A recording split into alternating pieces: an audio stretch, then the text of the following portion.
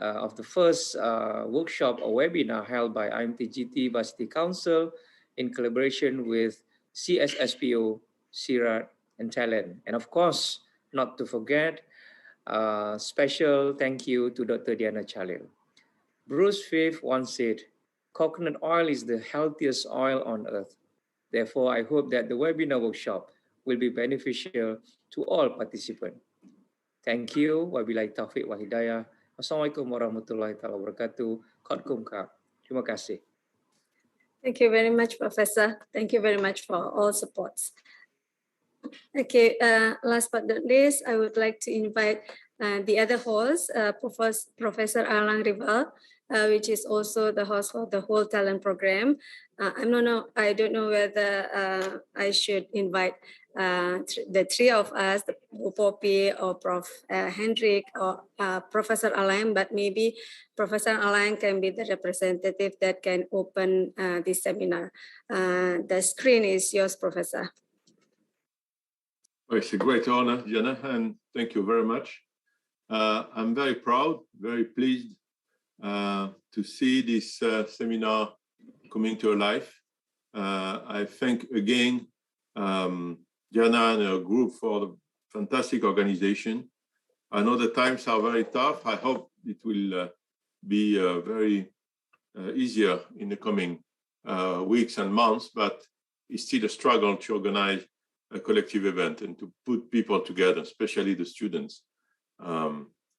Everyone says in Europe, in Southeast Asia, that farming is not sexy, farming is dirty, farming is not the kind of study which is modern and innovative.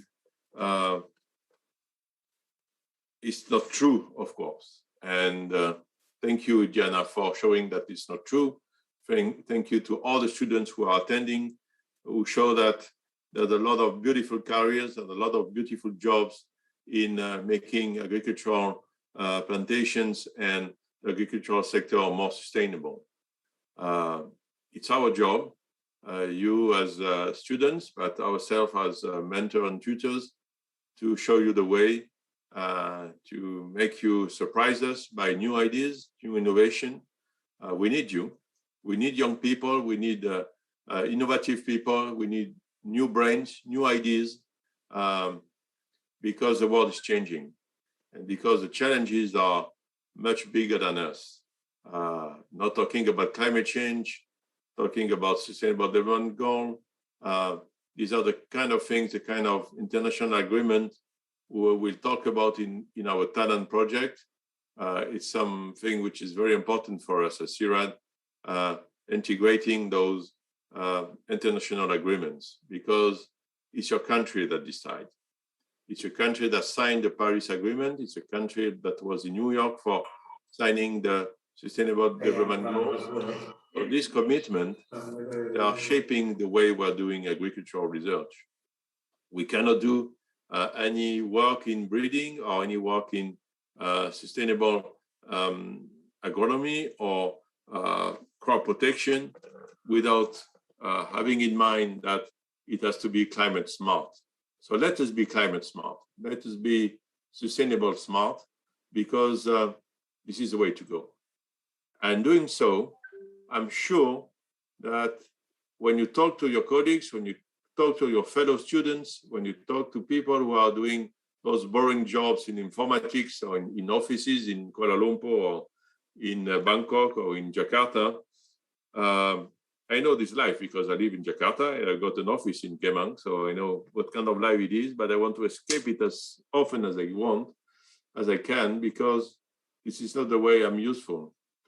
So I want you to find yourself useful in the field, talking with farmers, putting your boots in the mud, and if you like it, you're going to do the most fantastic job on earth. And don't think it's old-fashioned. Don't think it's something of the past, because your grandfather, your grand-grandfather, and your father and your mother were farmers. It's a very modern activity.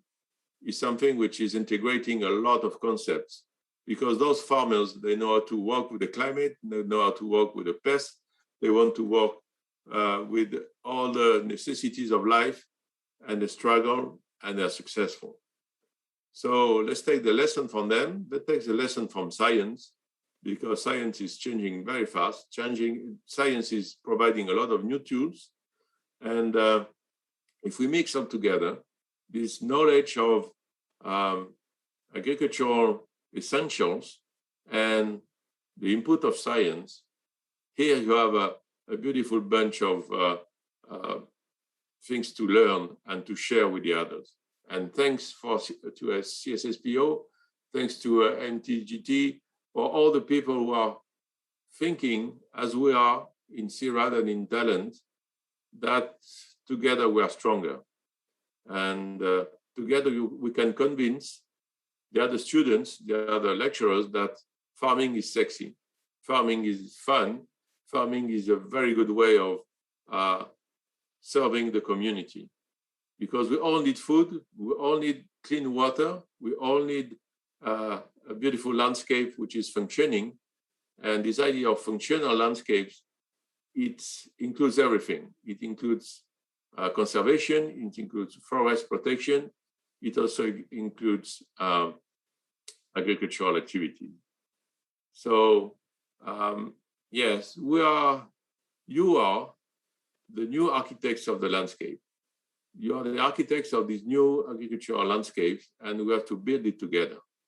And for that, I thank very much initiatives like what's happening now in Medan, or not really in Medan, but organized by Medan, but for the world. Thank you again, Diana, and your beautiful group.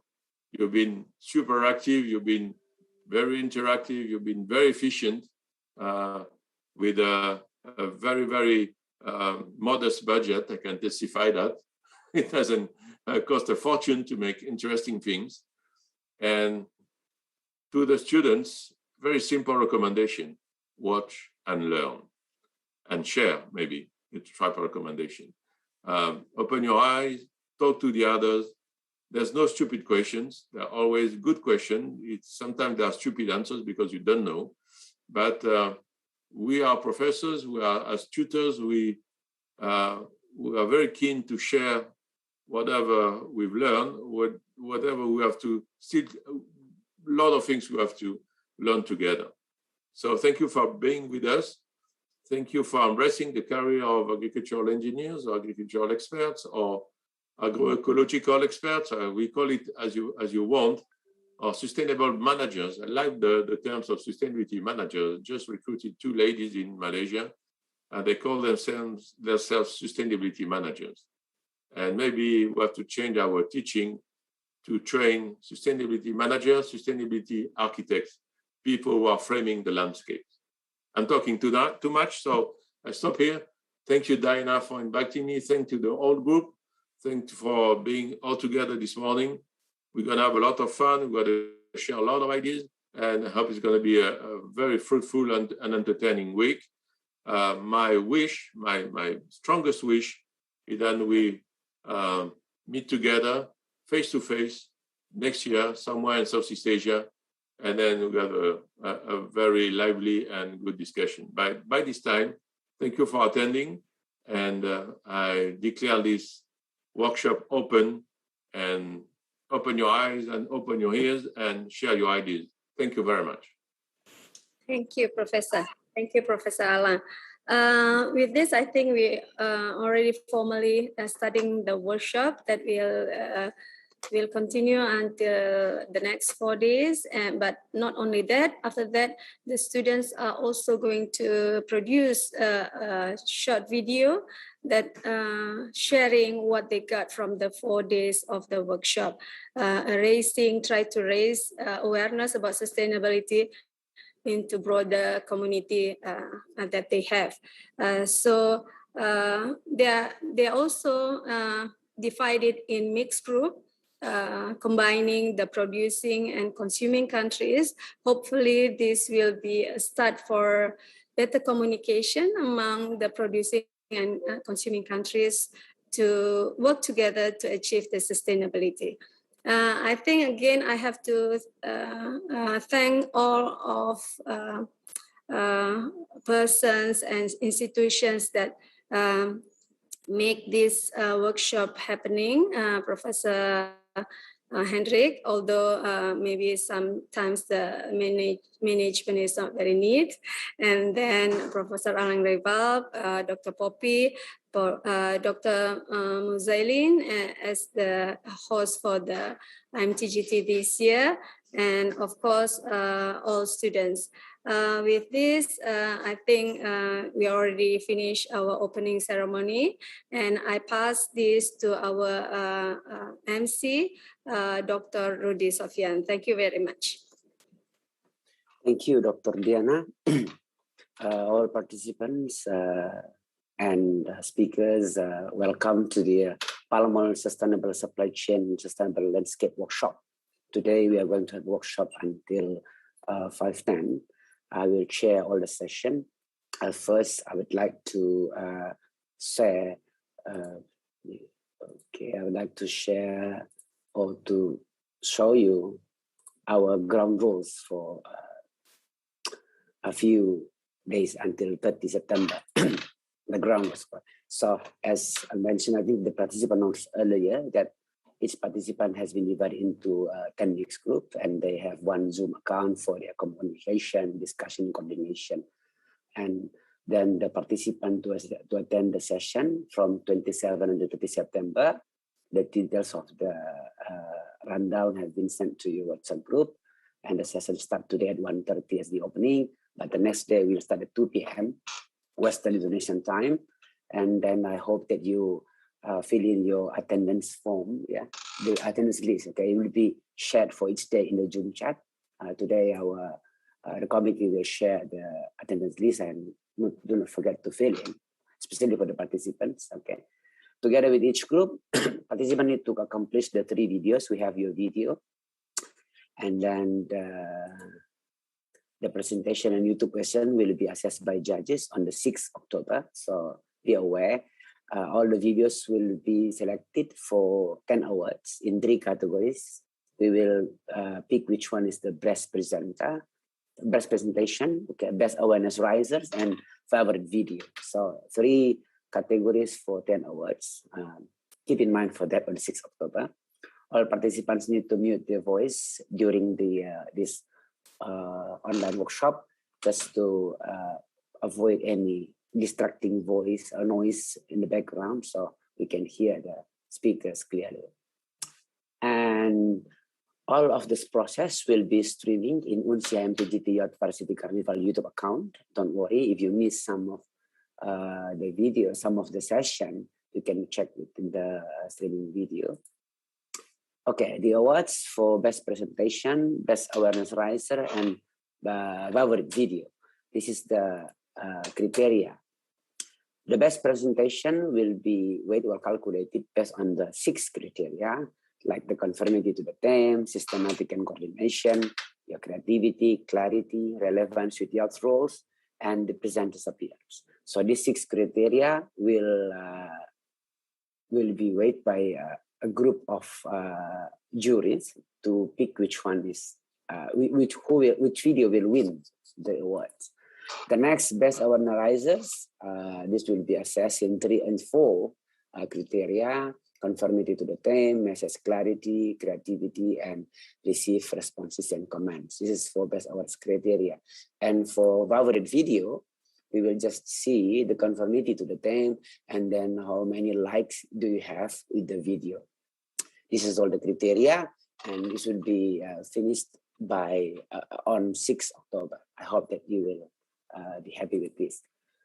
Okay, without further ado, I would like to inform you, I have for the next 2 speakers, we will have 2 speakers for this afternoon, Mr. Daniel Prakasa and Gislen Omera from Sterineri Dubois, so a manufacturer and producer. So we will see and get new insights from them. But before that, you will have a pretest. I think the coordinator, the committee will share you the Mentimeter polling. I want you to check, okay? Please share the Mentimeter polling. I want the participant to go to www.menti.com. Okay, you go to www.menti.com and use the code 218450x7. Okay, you can click the chat. We have the community has shared the link there, and go to your handphone and try to answer the questions. What is supply chain? Okay, all the participants, get your handphone, go to www.menti.com and use the code 218450x7. What is supply chain? Okay, we have one response. Hello? Okay. Yes. Hi, I had production. Yeah. Yeah. I have problem of connection. 66 I'm on- participants on this workshop. We have two already, two responses. What is supply chain? Okay, we have some words already: sustainability, continuity, forever, input to output, system, a process to transform. 5 responses. Okay, again, go to menti.com, use the code 218450x7. Very interesting. Supply chain is a complex ecosystem. It's a stage, a flow, a system with market chain.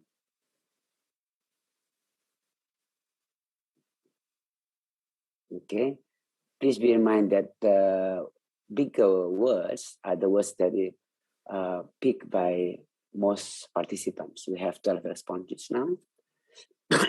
What is supply chain?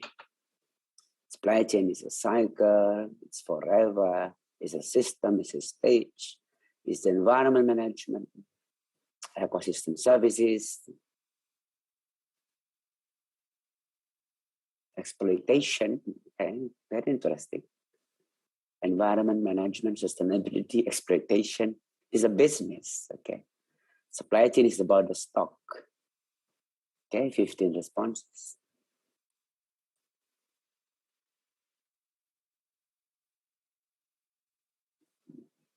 Okay, most participants choose process, management, and business.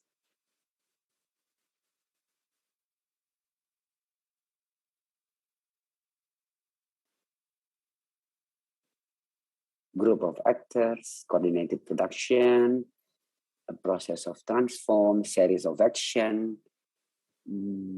Okay, it's a system, connection, environment, multi-stakeholder. Linkage, okay, logistic. Supply chain is about logistic, about the production flow.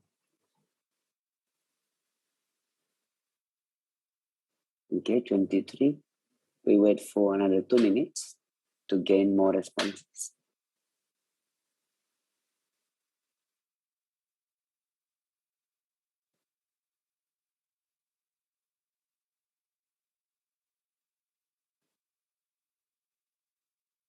'25. Collective action. Supply chain is a collective action.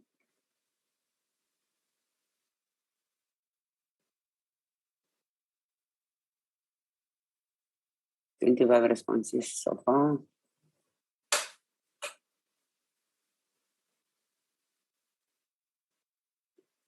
Okay, now you move to the next slides.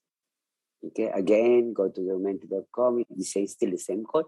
How is sustainable supply chain? I think the question should be, what is sustainable supply chain?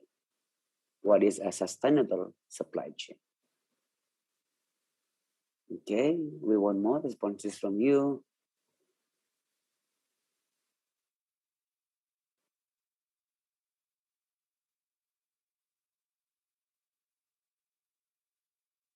Okay, one response. A sustainable supply chain is good quality, continuous flow.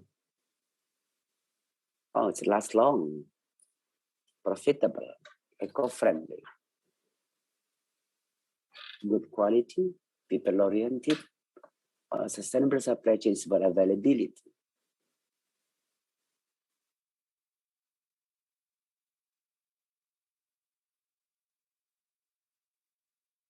Reduce pollution.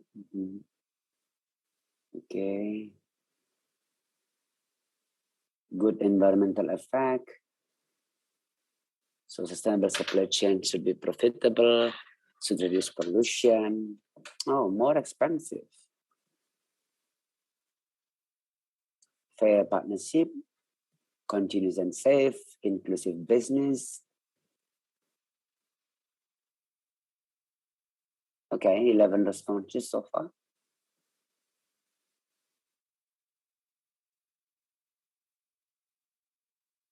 Continuity, benefits the farmer.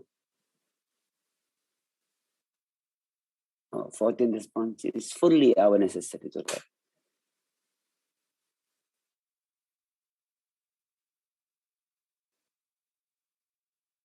Okay.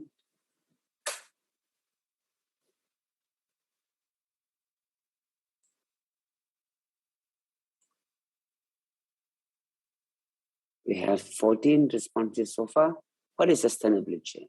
Sustainable supply chain. Good agriculture service, people, planet, profit. Okay. Integrating the environmental. It is an integrated system. It is about right. Okay, 18 responses so far. Good agriculture practice. 19 responses.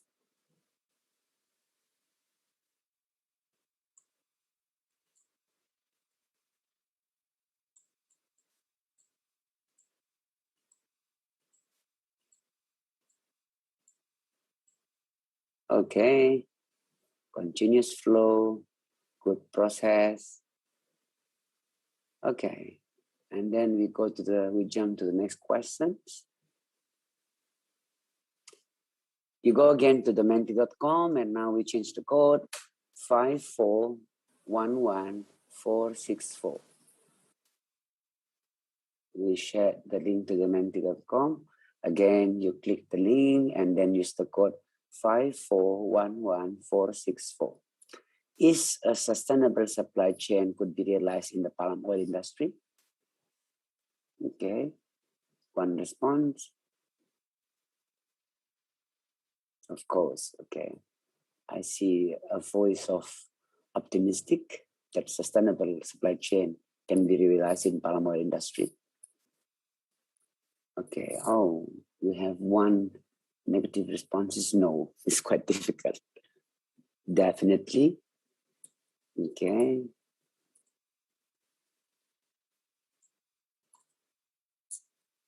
Eleven responses. Mostly say yes. Very optimistic.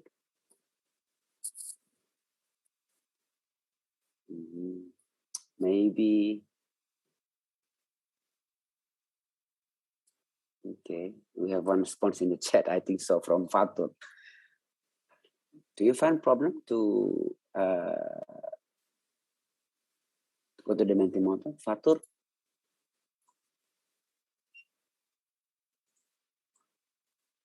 "17 responses. Is a sustainable supply chain could be realized in the palm oil industry?" Mostly say yes, of course, absolutely. But some say no, not very sure, or maybe, okay, complex and hard. Yeah. 20 responses so far.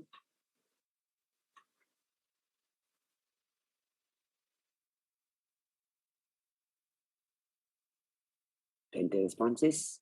Okay. Yep, we have more, 21 now. Oh, great. Very nice. Okay. All of the young and fresh mind says that they can apply a sustainable supply chain in foil industry. Even it's complex and hard, but I believe we can do it. Okay, if we have a good process. Thank you. Very nice brainstorming. I think we have a clear picture of what we are talking about today. The next, I would like you to watch the video about supply chain. I want the committee to show the video so we can watch.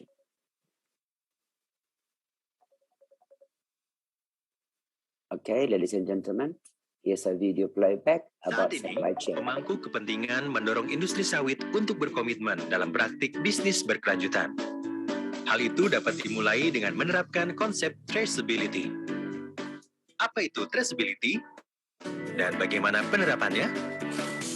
Traceability atau kemampuan telusuran merupakan upaya untuk mengetahui dari mana suatu produk dihasilkan, apa bahan baku yang digunakan, dan di mana produksinya dilakukan.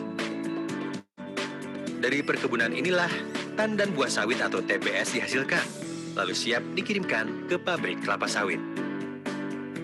Selain dikirimkan secara langsung, TBS dapat dikirimkan dari petani melalui agen, penyalur atau dealer, koperasi.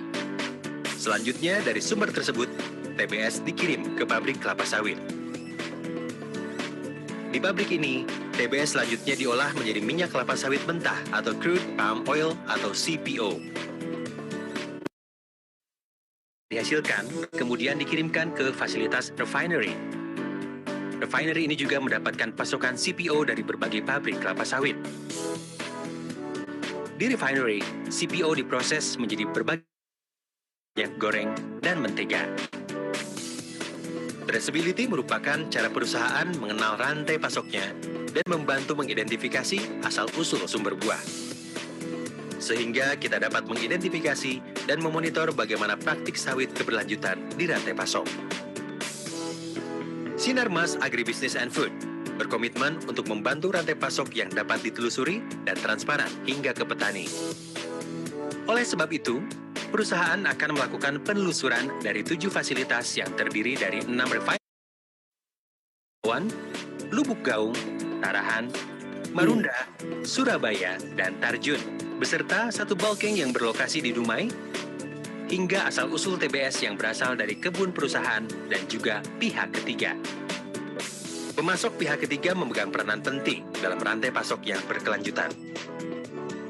Mari bergabung bersama kami dalam mewujudkan pertumbuhan usaha secara berkelanjutan dengan tumbuh bersama-sama dan dapatkan informasi lebih lanjut mengenai program-program dukungan kami. Jangan ragu memberitahukan kami bantuan apa yang Anda butuhkan untuk meningkatkan praktik-praktik berkelanjutan Anda. Grow together, grow sustainably. Okay, thank you. Okay, we believe we have insights with the brainstorming session with Mentimeter and the video playback. Now, ladies and gentlemen, please join me to welcome Mr. Daniel Prakasa from Golden Agri Resources to present his topic. Mr. Daniel Prakasa is the Vice President, Commercial Sustainability Lead, Golden Agri Resources.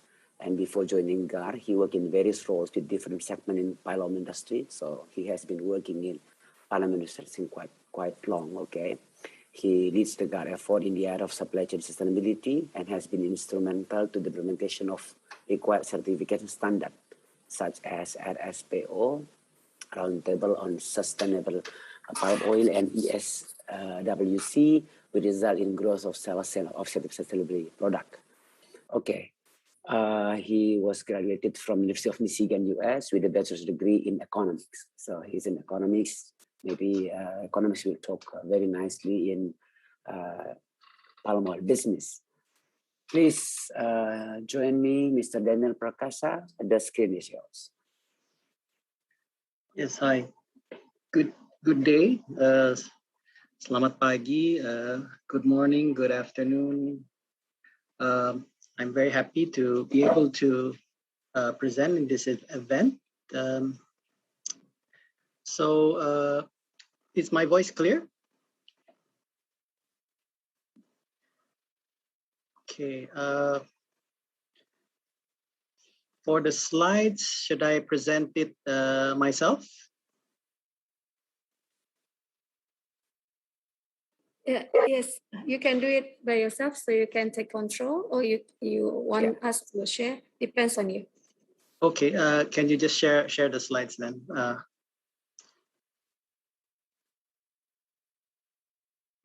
Okay, yeah, the following video, the video you just watched was basically a video we produced to explain to our suppliers, about traceability.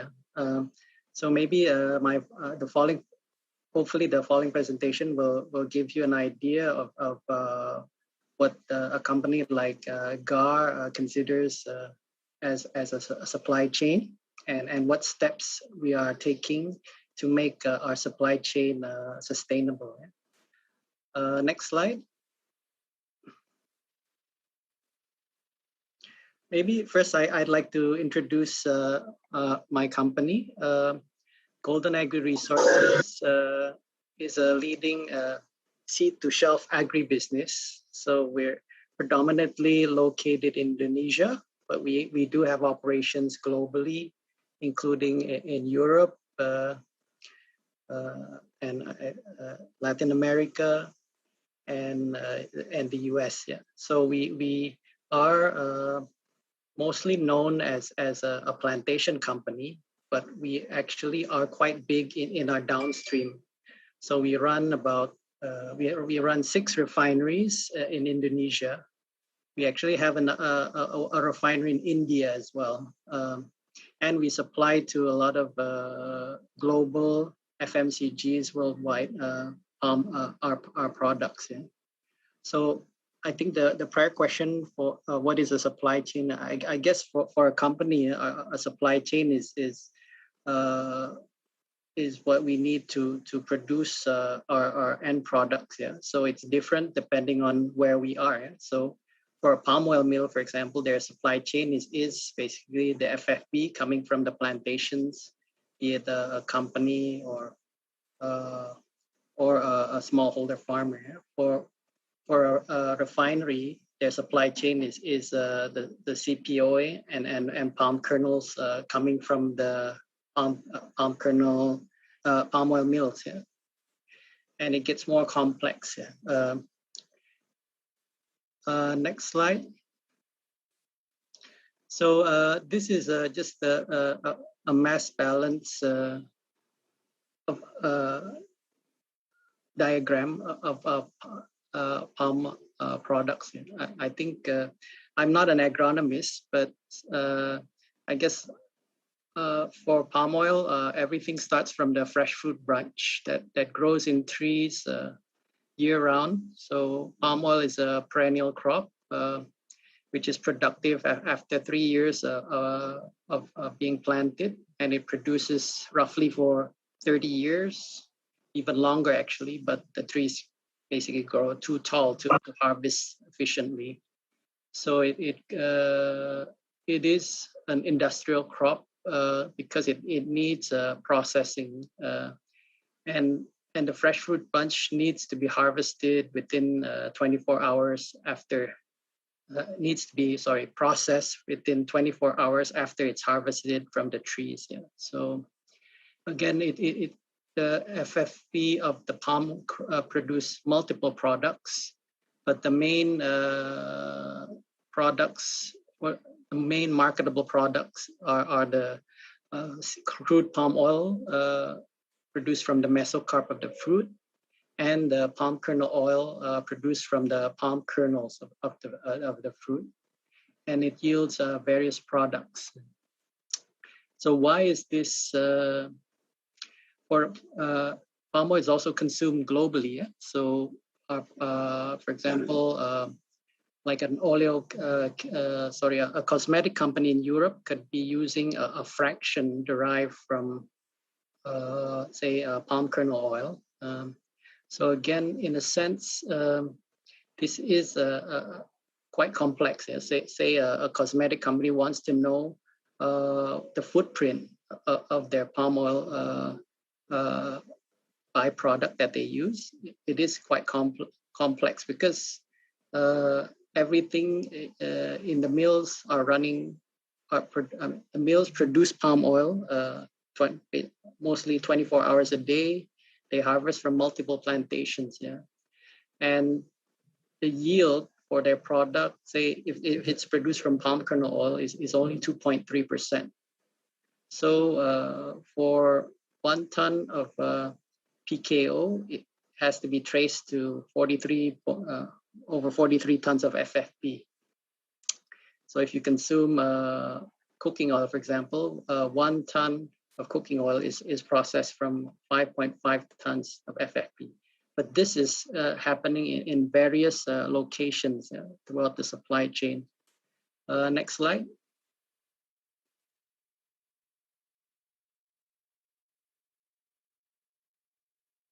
So this is also an illustration of the value chain of palm oil and the usages. So, I mean, from the fresh fruit runs from the plantation, you see it goes through multiple industrial processing. So the FFPs are processed in the mill. The mills convert it into CPO and palm kernels, and it gets processed either in a refinery or in a crushing plant. The refineries produce various fractions of the crude palm oil. The crushing plant produce palm kernel oil, which also can be further refined. And all these products are used in various industries, primarily food, cosmetic and detergent, chemicals, and even livestock for the palm kernel meals and certain fractions of the oil. So I think throughout the years, I mean, some of our customers have been asking, how is our palm oil produced? Where is it produced? That's why it's very important for our company to know our suppliers, know how they operate, know how they produce their oil. Yeah? Next slide.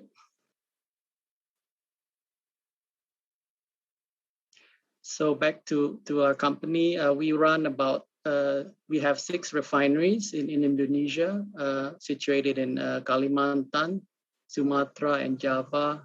And we have a refining capacity of 16,600 tons a day.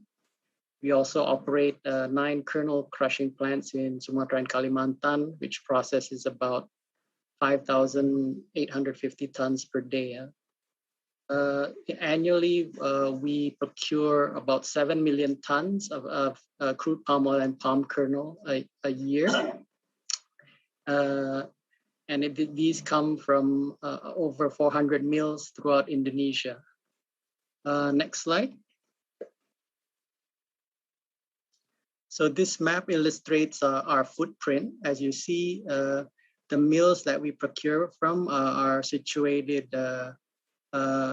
mostly surrounding our refineries, except obviously the ones in Java, Marunda and Surabaya.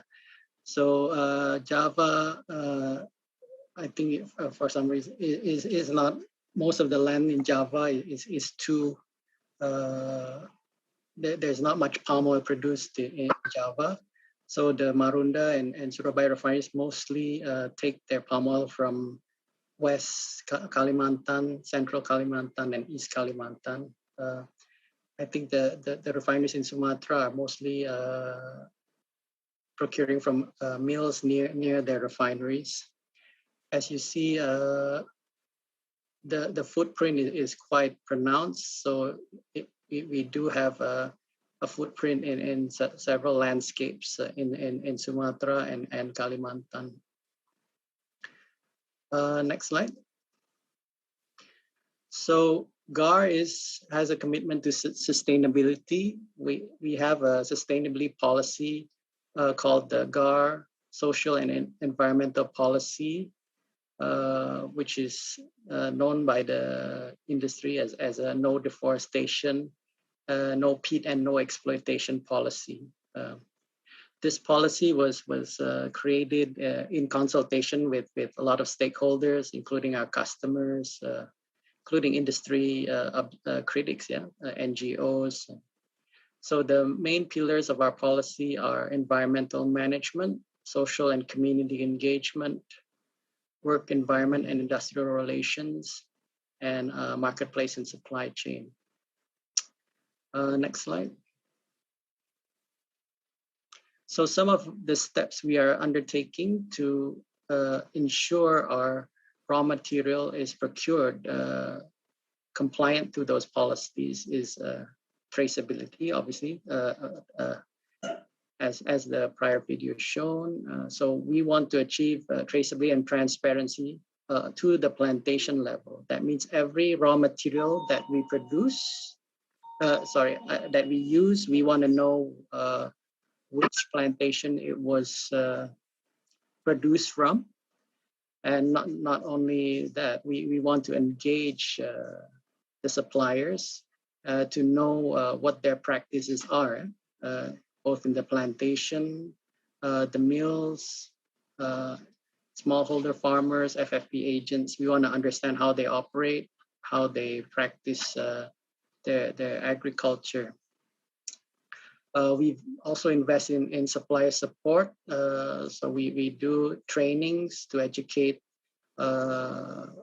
operational people in the mill. And right now we're also extending programs to smallholder farmers that are in our supply chain. We also operate what we call a grievance handling mechanism. This is where stakeholders can raise issues if they find an aspect of our supply chain is not compliant with one of our policies. They could raise the issue with us, and we are required to respond quickly and transparently on the issue. Issues range from environmental, like deforestation, and increasingly now it also goes to social and labor issues. We also conduct compliance monitoring and verification of our supply chain, and we update stakeholders through progress reports, including an annual sustainability report, as well as customized supply chain reports of specific supply chains we operate. Next slide.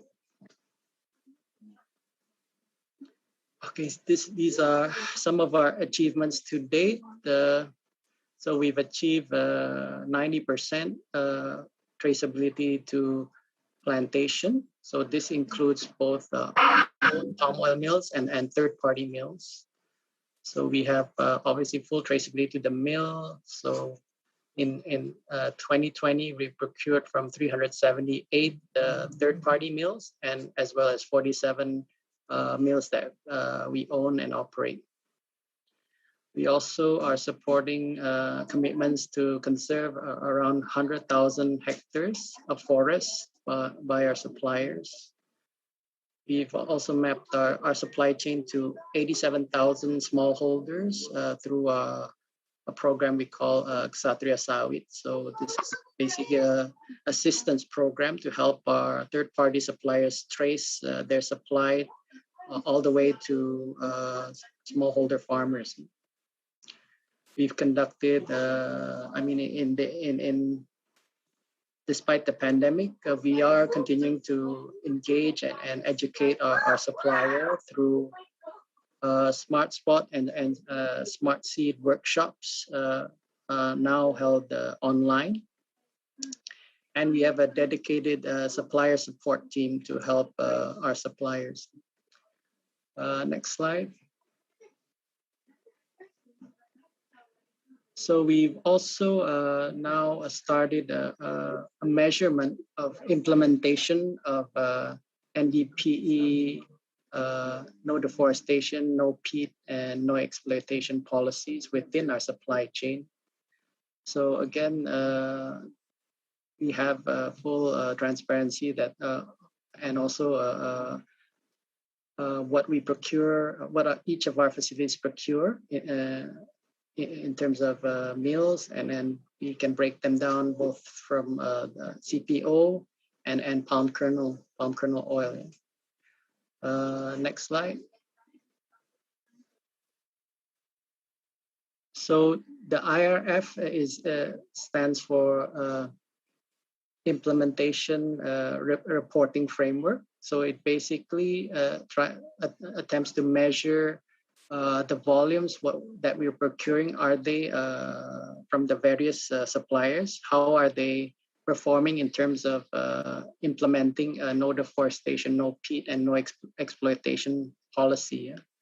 So we recently conducted we actually keep these statistics annually, and recently we commissioned Control Union to do an independent audit of our process, and we found that we are generally between 70 to 84% delivering in terms of volume to our supply chain.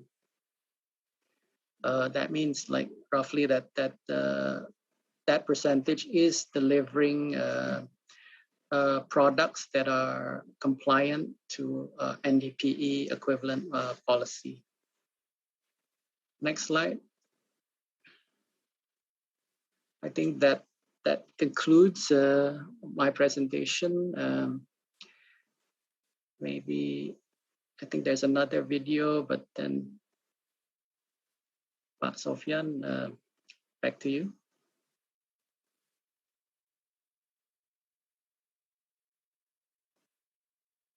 You're on mute. Okay, thank you. Yeah, thank you, Pak Prakasa. I want you to stay here because there will be discussion after the second presenter. Without further ado, let's watch another video playback. I want the committee to show the video before we go for the next presenter.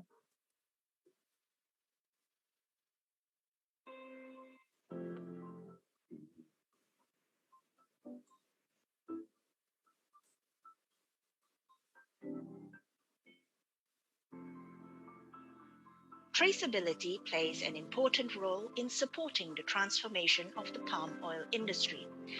But many stakeholders are skeptical that full traceability to the plantation, or TTP, is possible or even worthwhile. Complexity of the palm supply chain, suppliers that may not want to participate, and the heavy resources needed are cited as reasons TTP will fail. Awalnya ya kita menganggap kerjasama dengan GAR ini ya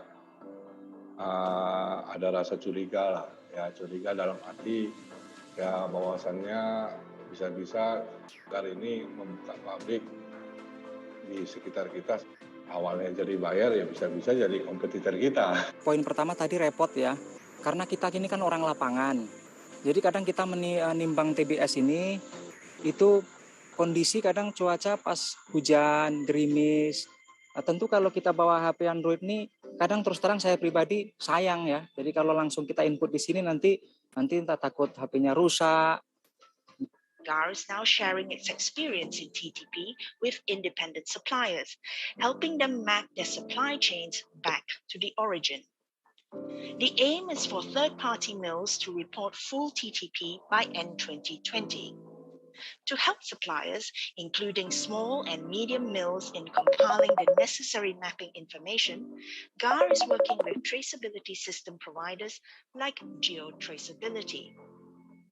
GAR also supports TTP implementation by providing on-site training and mentoring for farmers, collecting data like farmer profiles and mapping boundaries, and providing technical tools like GeoTraceability software.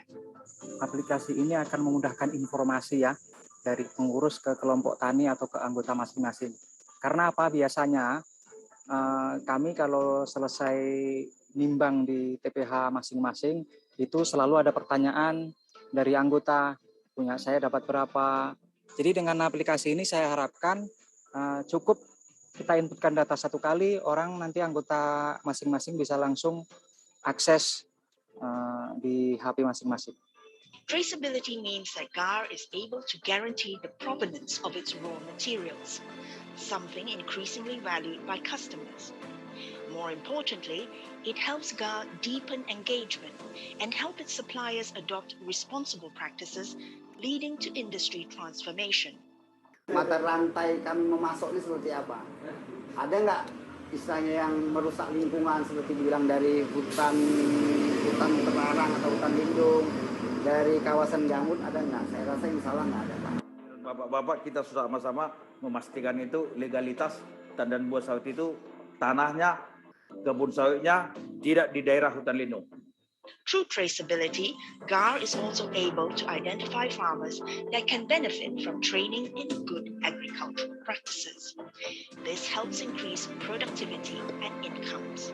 Achieving traceability to the plantation is not easy. But by working together, not only can this be achieved, but we can also transform the industry for the better. GAR has done it. You can do it too.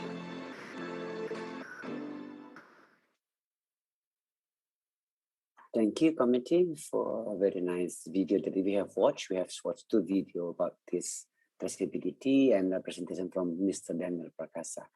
Okay, ladies and gentlemen, we go on to the next presenter, Mr. Ghislain Omera from Sterinery Dubois. Miss Ghislain Omera Pro is a company lawyer specialized in international trade. She has worked in the chemical industry for 20 years after an experience in international trade in South America. He works in the cosmetic industry for foreign markets in Sterinery Dubois and become responsible for the pharmaceutical division at international level. In 2011, become assistant director marketing and business, covering the sales operation for all division, cosmetics, pharmaceutics, food processing, and industry. Since 2016, as head of sustainability, solely responsible for the management of GSR program under the supervision of the general management. Ladies and gentlemen, please welcome Ms. Ghislain Omera Pro. Ms. Ghislain, the screen is yours. Yes, I'm here. Thank you, Sofiane. So good morning, good afternoon, everyone, ladies and gentlemen. So first of all, thank you to Dr. Diana Shalin for inviting us to share our experience and to join this workshop today. So we are delighted to explain you our experience at our level, which is as an actor downstream the palm oil supply chain. So maybe maybe you can change, please, the next one. So Sterinery Dubois is an industrial company. I will make you a short presentation of our company. Next one, please. We are an industrial company. We are a family-owned company since 200 years, so very old company. We are especially a manufacturer which has positive impact for both environment and people. Next one, please. So last year we had a turnover of 60 million euro with sale at 67%. We are a team of 150 employees and we have 4 business units. So the main one, cosmetic. After we had health for human and veterinary medicines. And after functional specialty, which is more industrial application. So as you can see on the left side of the screen, this is our production site in France. We are located in the heart of the regional park. That's why corporate social responsibility and integration of our activity in the surrounding has always been a key stake since the beginning. Next one, please.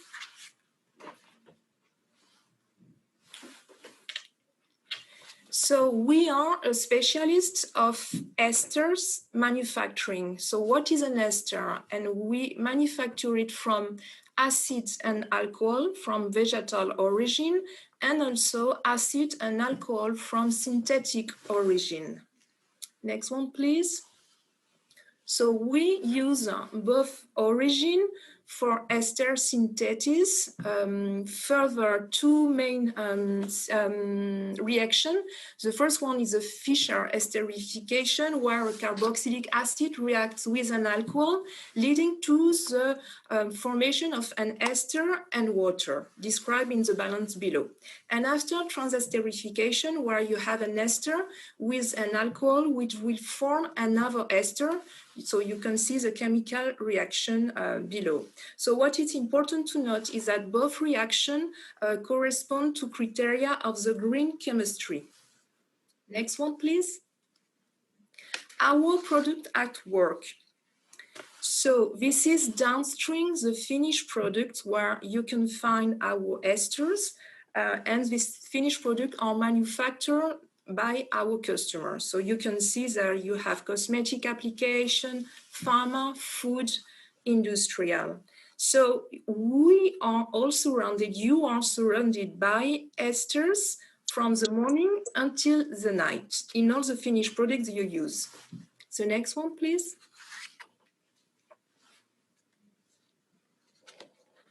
So for us, corporate social responsibility is, of course, a key stake. And we really believe that at our level, we can contribute to shape a sustainable future. That's why we have, and we launched in 2016, a pragmatic vision, which is based on 3 goals. The first one is the workplace, our people, how we ensure the health and security to our employees. Environment, how we integrate our activities in their ecosystem, and in the marketplace, how we animate a responsible value chain, promoting CSR with our suppliers, subcontractors. So for example, between 2016 and 2020, our action and initiative, we joined the United Nations Global Compact, and we were awarded for the first burst communication by the United Nations Global Compact France. So why? It's because we dare to speak about the possibility to contribute to the transformation for a sustainable palm oil supply chain. We are also EcoVadis Gold rating. So EcoVadis is an international platform which evaluates companies according to the social and human rights pillar, after environment, after sourcing, sustainable sourcing, and business ethics. So we will see after all the initiative, collective initiative we join also. The next one, please. Where are we located in the supply chain? So as I explained at the beginning, we're an actor of downstream. So you can see our logo. It's just before the finished product. So it's true that palm oil supply chain for us is, I would say, the major stake, because we are facing stake of deforestation, loss of biodiversity, violation of human rights, climate change, and other. And we know that on the other side, palm oil supply chain is a source of revenue for, and between them, 40% of smallholders. It's a real challenge because it's a complex supply chain. We are far away from the field as a downstream actor, so just a step before the manufacturer of the end product sold to the consumer, and just before us, the oleochemicals company, which supply us with fatty acid and alcohol from palm oil, so derivatives of palm oil. The next one, please. So our palm base around you, not our all ester product based, but our palm base around you. So I will give you some example, detailed example. So for the cosmetic, you can find palm oil, lipsticks, creams, sunscreen, perfumes. So I think that every one of you is using every day. For pharma, you can find palm oil derivatives in injectable tablets, more specifically, for example, for paracetamol tablets, suppository, for example, pediatric suppository. For food, you have confectionery, but I saw that you already know more about flavors, bakery, dairy product, and ice cream. And industrial, for example, we find derivative palm in paints. So you see that really that all these products, you can find it in your daily life. The next one, please. So today, because of reputational risk, a part of the market is trying to switch to another vegetable oil with lower yields than palm oil. So it could lead to, and it's lead to more deforestation because they need more land to get more oil. So technically, there is a risk for reformulated. So I will take the example of pharmaceutical industry where it's hard completely to change because of technical specification. You can have a same raw material, meaning with same technical specification, but because you change of origin, the raw material will have a different physical behavior in the formula. So it can affect the release of the active ingredients, and it's also very long process of changing a raw material. It can take, it takes 3 years of stability. And you have also the problem that the raw material are registered in the marketing authorization medicines, meaning within the governmental agencies. So the industrial company are thinking about, thinking a lot before they try to change from palm oil to another oil derivatives. Thank you. For the next slide, please. So as you may already know, some acid or alcohol do not exist from another source than palm oil, but if they come from another source, it's too much expensive to be formulated and to reach the final markets. And there might be lack of availability of this other supply chain. So our ester are manufactured mainly with fatty acids coming from palm oil and palm kernel oil. It's important to note that the main origin used by the oleochemical players is palm kernel oil. Thank you. For the next slide. So on this board, you can see that, for example, C8 caprylic and capric C10 on the left side of the screen. These two caprylic and capric are widely used in the pharmaceutical industry, and you cannot find in many other oils. There is no C8, no C10 in almond oil, nor in apricot oil, and you can see on the board, nor in sunflower. And so the only alternative you have of source is coconut or copra, but with a slightly high level content than in palm oil, but with lower yield. So it's results in a few availability on the markets. And there is another source of C8, C10, but it's from animal origin, cod fats, but there is no use of animal origin since decades now in the industry. Thank you. For the next slide.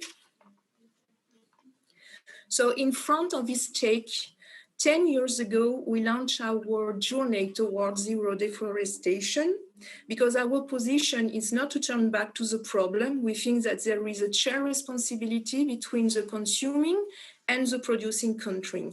We think that banning palm oil, it's the same thing as ban people having revenue from palm oil supply chain and to ban the 40% of smallholders whose revenue is coming from palm oil. Therefore, in 2011, since 2011, we are a member of the Roundtable for Sustainable Palm Oil. We are ISO also certified for environment on our site since 2015.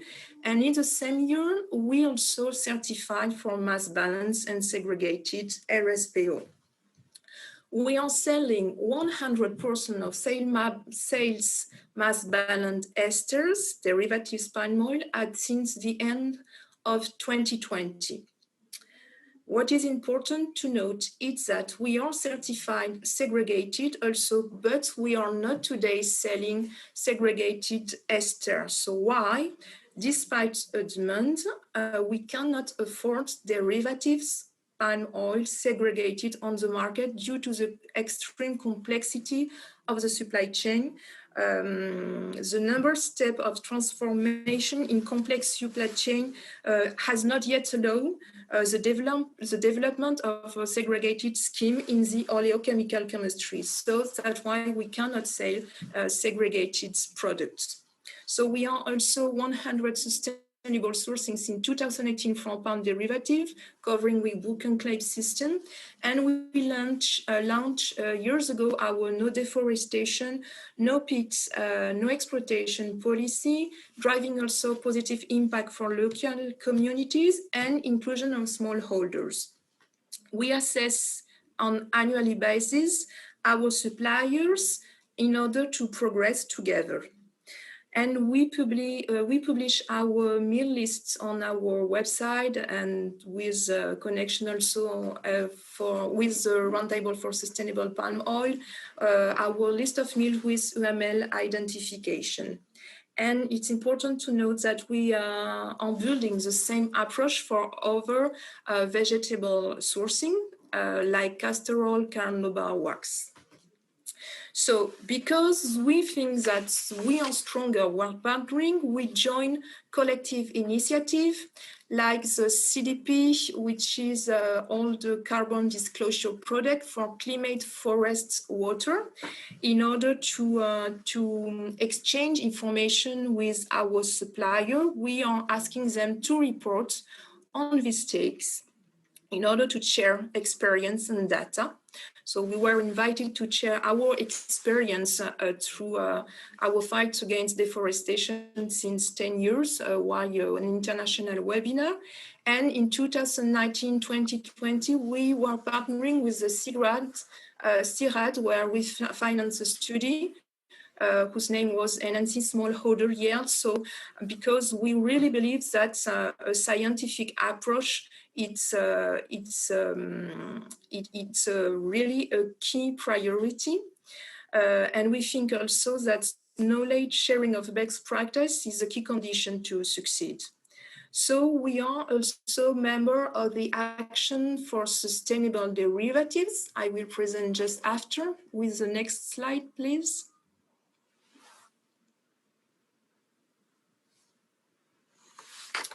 So you can see on the screen famous names of the cosmetic industry like Beiersdorf, Avon, Chanel, L'Oreal, LVMH. So we are now in 23 companies from cosmetic and also oleochemical industry, joining together to have a collective action and to have a stronger impact.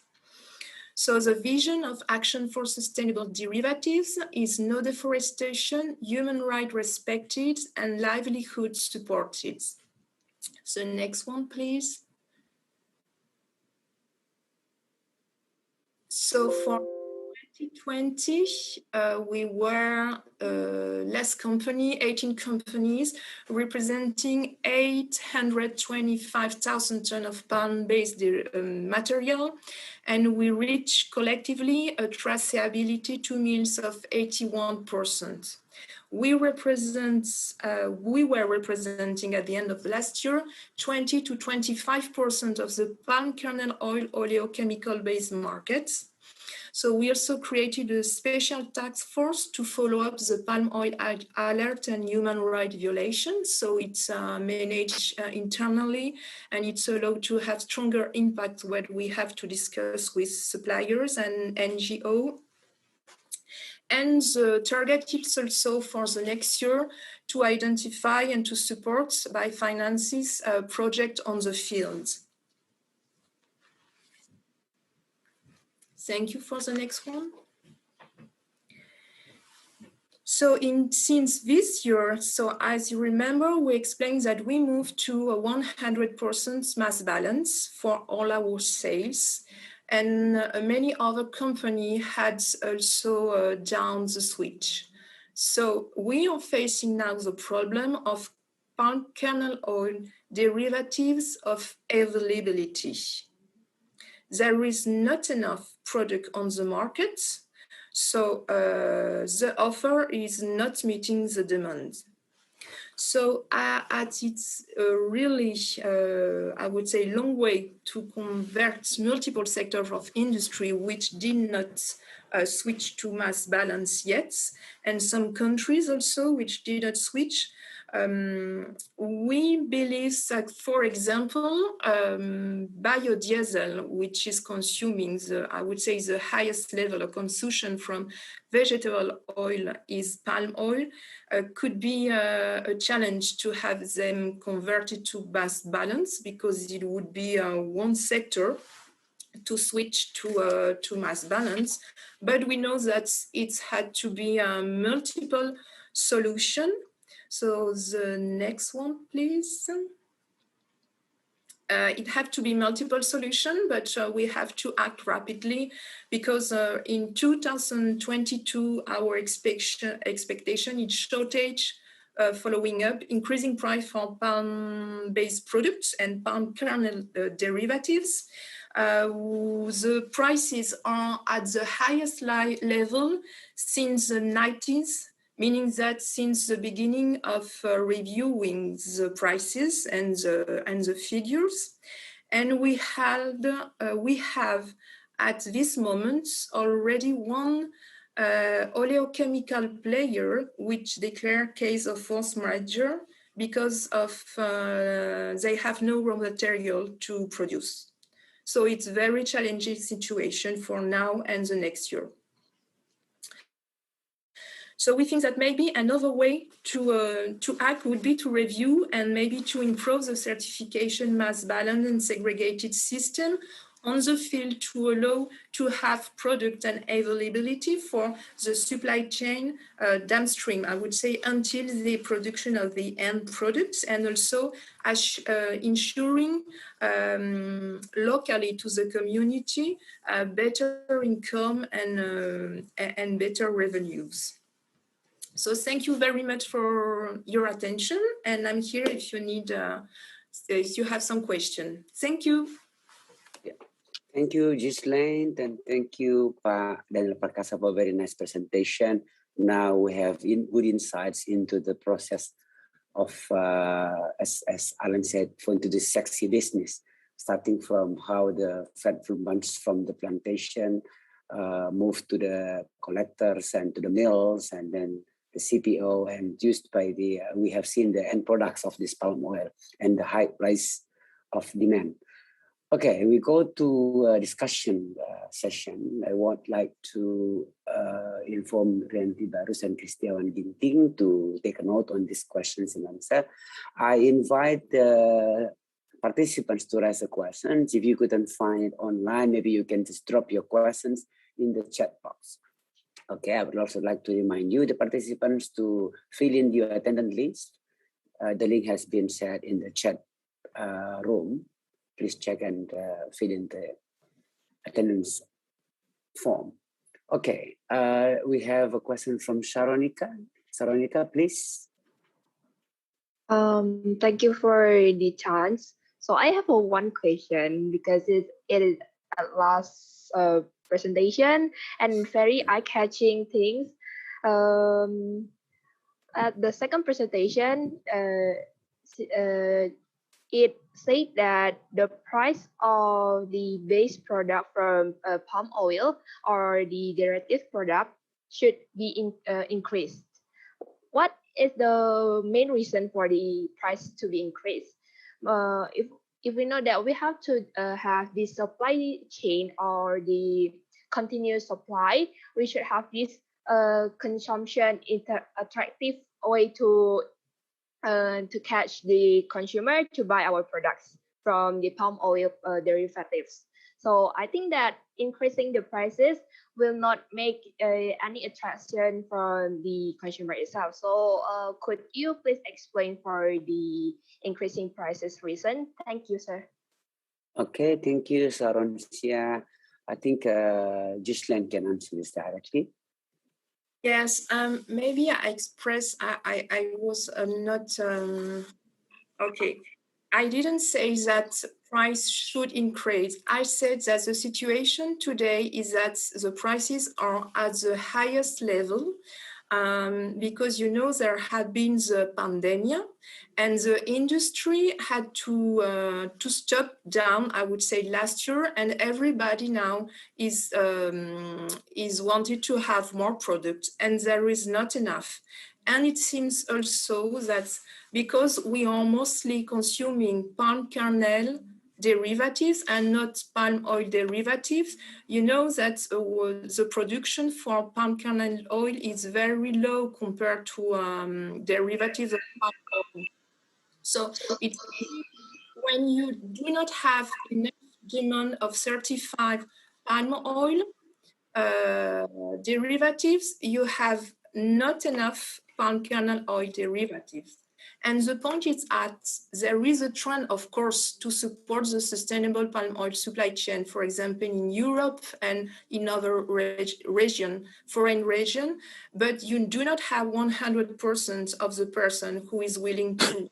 There is around, I would say, 30, the percentage is increasing, but today you have around 30% of the people, the consumer market, which is ready to pay more to afford to buy sustainable products. But not everybody does it. And the point is that a big multinational company switch to certified products, but there is not enough on the market. That's why price is increasing, but there is not enough product on the market. Is it okay for? Okay. Thank you, Ghislaine. A very nice answer to Saransia. So because very limited supply, then the price increases. Okay, next questions, please. Please address your question to each presenter. You can also drop your question in the chat box. I can read that for you. Okay, we have a question from Rahman Marleni. Rahman, please address your question.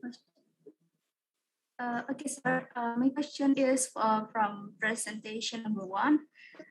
We know that the running palm oil supply chain is affect many things, especially the environment, waste management, local community environment, and so on. So how can GAR build environment responsibility so that it can be sustainable, sir? And is the GAR make sure our farmers join this system? Thank you, sir. Okay, thank you, Rahma. Pak Daniel, please. You can answer Rahma's questions.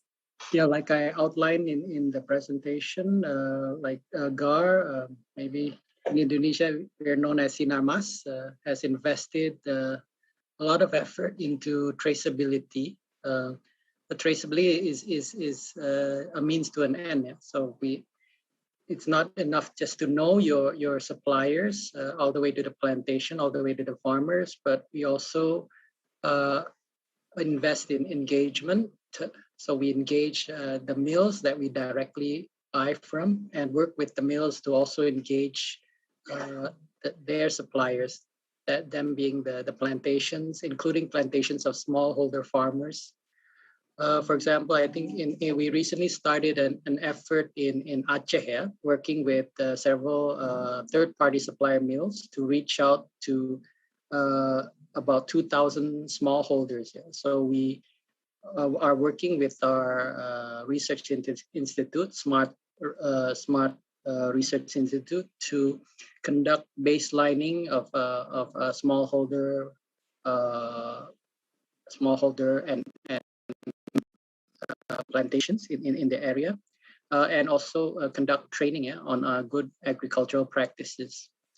Our efforts to engage and know our supply chain will be continuous. Yeah, so we will continue do monitoring and measure environmental and social aspects and practices of our suppliers, and we will help them identify issues and gaps. I think we have progressed quite well. So again, the IRF scores show that a lot of our suppliers are implementing no deforestation, no peat, and no exploitation policies of their own within their operations. And there's a lot of collaboration among the industry to tackle issues. So both deforestation and increasing now social and labor issues are being addressed in the industry I would say in Indonesia as well as Malaysia. And I'll also see Latin America and Africa also investing in sustainable practices. Yeah, thank you, Pak Daniel. Okay, next participants, you can ask any questions with this supply chain traceability, okay? Starting from whether the farmers, smallholders, first harvesting their fresh fruit bunch and how it's transported to the mills, okay? So this discussion is also open for other participants here, not only the students, but you can only ask questions to the two speakers, end product manufacturers, Ms. Lane and CPO or PKO producer, Padel Perkasa, of how you have seen the commitment for them to fight for deforestation, no peats, okay, keeping the environment sustainable. And because when the fresh fruit bunches from the smallholder are taken from deforestation farm, maybe the mill won't receive the fresh fruit bunches, and if the product, the PKO or CPO from those fruits will not be, we cannot be sold without certificate to the end product manufacturers. So there are a lot of questions to rise here of how can we keep or control this rolling process, okay, involving so many people, including the farmers in the countryside. Okay, next questions, maybe from other presenters. Okay, they already raised. They want We to ask couldn't something. find, okay. Come on, okay. Okay, again, I remind you to fill in our attendance list, the participants. This is a very good opportunity for us to ask questions, okay. I can ask questions, Ghislaine. You said that biodiesel manufacturers are, the most producer, the most consumers of the CPO product, and maybe there are very limited CPO or PKO with certified like RSPO and so on. How do you think we could fight this? The biodiesel producers. Admin, please unmute this lane. Okay. We saw that the figure, for certified products is not for mass balance, it's not increasing really since years. It's around 19-20%. So, okay, that's why it's complicated, because for the future, we are expecting that will be more, that the figure will increase, and it would allow, to have more demands. And to have, for example, an industry sector moving to mass balance palm oil. But what we do not know exactly if there is not increased figure because there is no enough demands for mass balance palm oil derivatives. And for us, the palm kernel oil is depending on the production of palm oil derivatives. That's why, of palm oil. That's the problem. So we do not know if the figure are not increasing because finally there is not so much interest for, I would say, the local producers, or maybe they are not having finally return on their really investments. Okay, that's why we don't know. Mm-hmm. But finds a way because, you know, I'm doing some sector of industry on trying to move to other sectors because I feel that's not a sustainable supply chain. But okay, we are a lot of industry for cosmetic and other oleochemicals player. We think that it's not a way, we cannot turn the back to the problem and we have to support to transform. So that's why I talk at the end that maybe there is also an alternative to work with the RSPO on the certification to see if there is a possibility to improve the system and to have it, I would say, more operational all along the supply chain. Mm-hmm. Okay, very interesting. Okay, more questions from the participants. I see here Ade Yustika, you want to raise a question? Please unmute yourself and please address your question to each presenter. Okay, thanks, sir. Thanks for opportunity. I want to ask Ms. Jesseline. Your company achieves so many certificate products. Can you give us the explanation how to achieve that certificate, Miss? What the basic step to do to our oil product to achieve that?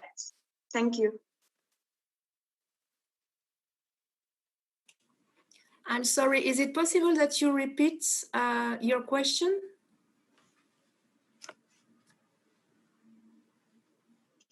Okay, Ade, just make it clear. Okay. Your company achieves so many certificate products. Can you give us the explanation how to achieve that certificate?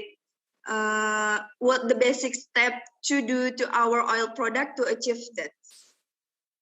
To achieve, I'm sorry, the sound is achieve the certificate for oil product. For RSPO certification, maybe. Yeah. I think maybe I can answer that. I think. Yes, Pak Daniel, please. Du Bois, I think has committed to use RSPO mass balance certification. So I think for the RSPO standard, I think you can go to their website. They operate in as per principles and criteria. So the current PNC is 2018 PNC. So it covers a lot of environmental and social standards that growers need to adhere to. So I think it is a very comprehensive list of criteria. So I would suggest you could go to the RSPO website and look at the documents are all there in the public domain. Again, I think RSPO is a very rigorous and tough standard. I would say even if you benchmark across industries, I think there isn't a commodity that is as well regulated by a voluntary standard. RSPO is not a mandatory, it is a voluntary standard, and it is quite rigorous. And I think that's why Giselle mentioned there is a lack of supply. I don't think in the last 5 years that there has been any growth in certified plantations. Another hurdle is that also smallholders are very difficult. There's still a very few smallholders that are RSPO certified. The RSPO did recently launch a revised standard for smallholders, and hopefully if that is implemented, we can get more supply from smallholder plantations. But so far, we haven't really seen much growth in the last 2 or 3 years in terms of certified acreage. Maybe hopefully that answers the question. Thank you, Pak Daniel. Okay, now it is clear now that without no discipline certification, the end product manufacturers won't be. That's quite clear. Okay, that's another question to Pak Daniel. How can you control the fresh fruit bunch from independent smallholders? in supply chain process. Do you think they did a certification as such to make your PKO or CPO certified, so you can send them or you can sell them to the end product manufacturer? How you control the independent smallholders fresh fruit plants? Yeah, I think, well, first of all, we need to know who they are and partner with them. Yeah. So again, through our traceability efforts, we actually want to establish like a network. So not only to our direct suppliers who are our palm oil mills, but we also want to know how the palm oil mills eventually buy the FFB all the way to the farmers. Yeah, they could be buying it from agents. Yeah, agents are people who sometimes they finance the smallholder farmers, but then they contract the FFB, and they do it usually with multiple farmers. Yeah, so because it's not efficient to just have transport fruit from 1-2 hectare plantation to the mill. Yeah? So they will take from many farmers and bring it to the mill. So once you have that network transparently known, so you know who the agents are, how they operate. I mean, the farmers will always stay there. I mean, palm oil is a perennial crop. Stays there, you plant it 30 years, the trees will remain there. The farmer will likely, I mean, it is mostly profitable. So I think the same farmer will likely own and control the land. So you just need to make sure that this farmer is practicing responsible agricultural practices. Also, you need to also, I think you could do things like land use change analysis to see if this farmer maybe in the when did he plant his tree. So if he planted his tree before 2005, for example, he would actually qualify for RSPO certification, because RSPO has a 2005 land use change cutoff. You could do things also like monitoring. You could also look at their labor and agronomic practices. Yeah, how they manage their plantation. How do they employ laborers to harvest or fertilize or apply agrochemicals. So I think it can be done with collaboration with the various parties involved in the supply chain. But I think it is basically, I think palm in a sense is quite, if you compare it like to another crop, let's say cocoa beans, you can store the beans and then you can trade and warehouse it. So it's much more complicated. Palm oil, you harvest and you have to basically lift it to the mill within 24 hours. In a sense, it is a quite traceable and simple process. It's not something that, in that sense, it is complicated. Of course, it requires the collaboration of all actors involved. You have to get the agents on board, you have to get the mills on board, and obviously you have to get the smallholder farmers involved. And so I think it's also a two-way process. We have to offer value added to the farmers and agents, because I think palm oil is not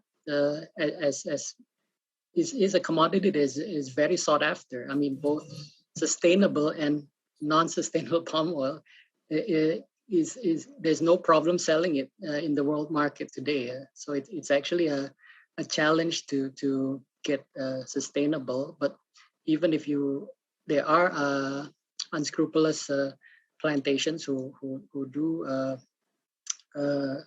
less than desired practices that still can sell oil in the market. I don't know going forward if they can continue to do that, but again, palm oil is a very versatile crop.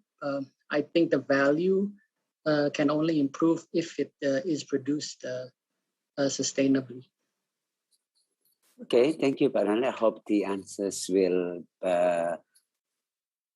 will do for Mirawati and the questions. Okay, the next, I got a question. Maybe I'd like to invite Ms. Gislen to answer this first. Okay, there are a lot of derivative palm kernel oil, but the sources are limited. What is your future plans for the planters or the producers of this condition? Because plantation are limited and the area is limited, and the policy of no deforestation is applied. What is your plan for this? What is your suggestion? Okay, Ms. Gislen, please unmute your microphone, Ms. Gislen. We can't hear you. Okay, yes.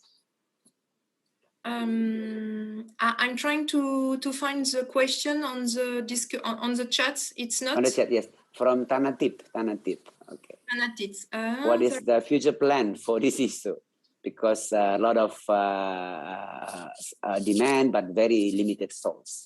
What is your suggestion?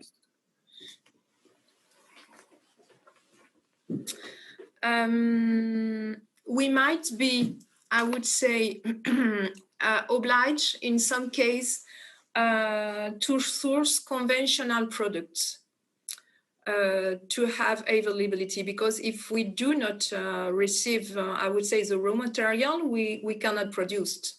So to avoid, I would say, the end of finished product on the markets, because it's what happens when you do not have the raw material, I would say, customer cannot produce the finished product. It's like, I would say, some shortage of, I would say, another segment of industry, like in plastics, in drums, so where there is a lack of availability also today after the pandemic. So we could face a situation that we will not have, we will not receive mass balance certified product, and we will be in the position to produce only with conventional raw material.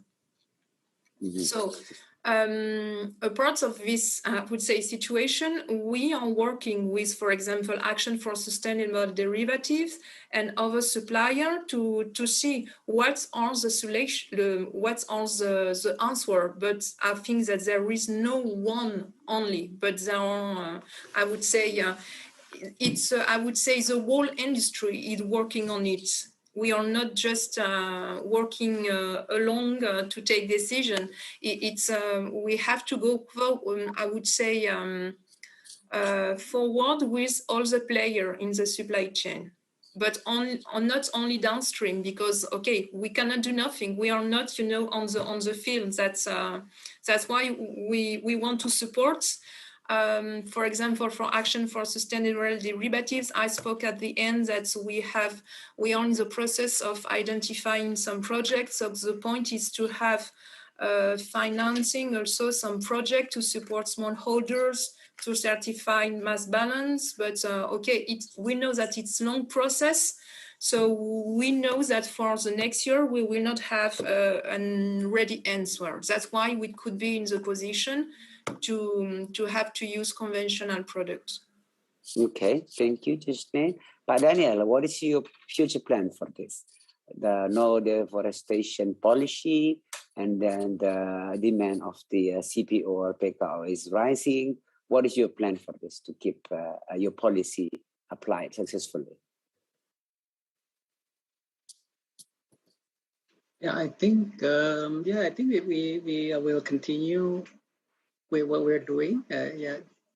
Being involved and engaged with our suppliers, and also both direct and indirect suppliers. Yeah, so we will also attempt to engage indirect second tier, third tier suppliers, including like smallholder farmers. We are very interested to see how we can work with smallholder farmers in our supply chain, including obtaining RSPO certification. Yeah, because I think RSPO has in large part been corporate. I mean, in terms of RSPO certification, most of the volumes now are produced by corporate plantations. The smallholders are still a minority. want to work with well, the RSPO and also customers, yeah, such as Ghislaine's company, to see how we can work to make RSPO standards more accessible to smallholders, and maybe get more small, medium plantations to adopt the standard. Yeah. I think in terms of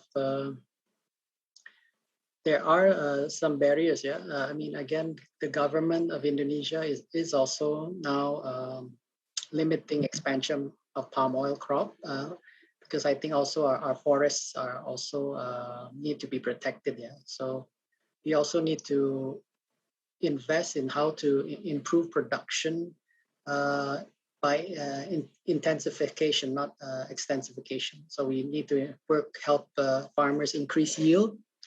There's enormous potential in smallholder plantations. I think the average company plantation can produce 20 ton, over 20 ton palm oil product per hectare. Yeah? But the smallholders average, I think, is much lower. I think they could be, I think recent statistics suggest they're only in around 15 to 18 ton per hectare.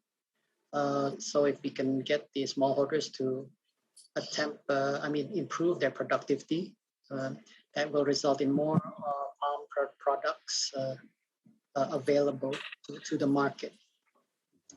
I think in terms of sustainability also, I think the smallholders are quite capable to implement practices warranted by the RSPO. But the issue is they don't have the resources to implement the rigorous standards, administrative standards required by the RSPO. So I think that there is some innovation that needs to be done to the RSPO standard to make it more friendly to smallholder farmers. I think in other crops such as cocoa and coffee, I think the standards are those crops are mostly smallholder crops. Yeah. So I think that maybe the RSPO can also learn from the certification standards of these other crops to perhaps make the standard more accessible to smaller producers.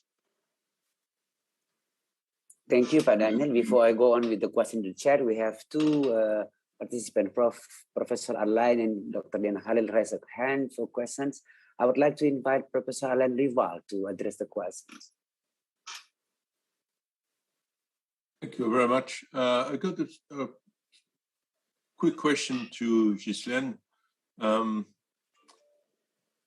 You talked about the alliance. If I remember well, the name is ASD, a group of end users of palm oil and palm kernel oil in France and Europe.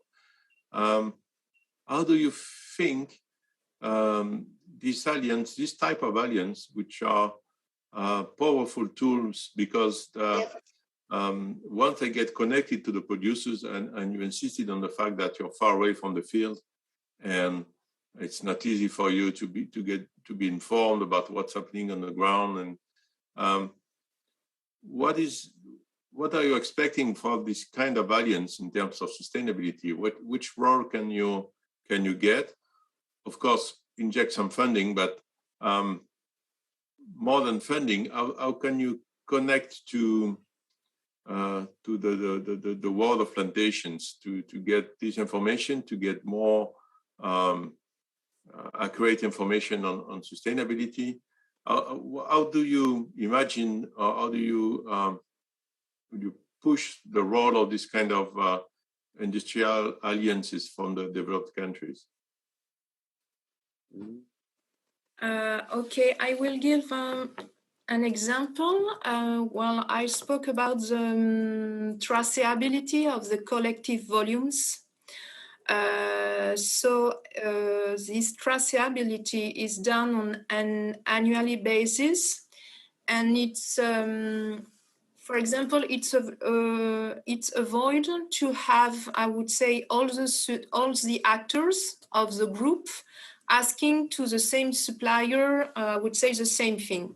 So there is one voice to request the supplier to have a return on traceability, because we are not receiving doing traceability our own. We are working, it's a collective volumes, but after we have also the individual requests through the ISD, so it's one voice to the supplier. And after it is scheduled to go I would say further, it's to go the step after, you know, to go through after one step, but always with, I would say, confidentiality. That's why it's complicated. It's that an external company have to control the information, because if not, the supplier less one and the tier one will not give the information, because already today you have some suppliers which are reluctant to give information on traceability, for example, to the batch you are consuming, from which mill are they coming, from which plantation. So it's very important to have the confidentiality control. So it's one voice to investigate on the field, and we think that because we the target's also to increase, to grow with more actors, maybe from other segment of industries than cosmetic, it's to have one voice to represent more volumes in front of and to work also with NGO, and to have this I would say stronger impact to work with the supplier, and to work with the tier one, tier two, and to have, you know, all the information join, because it's true that today for example, personally, I don't know if sometimes you have FFB produced from, I would say, not really controlled area coming into RSPO certified mills.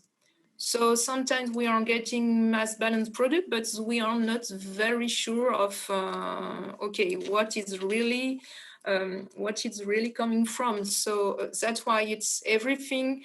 I would say the stakes beyond is to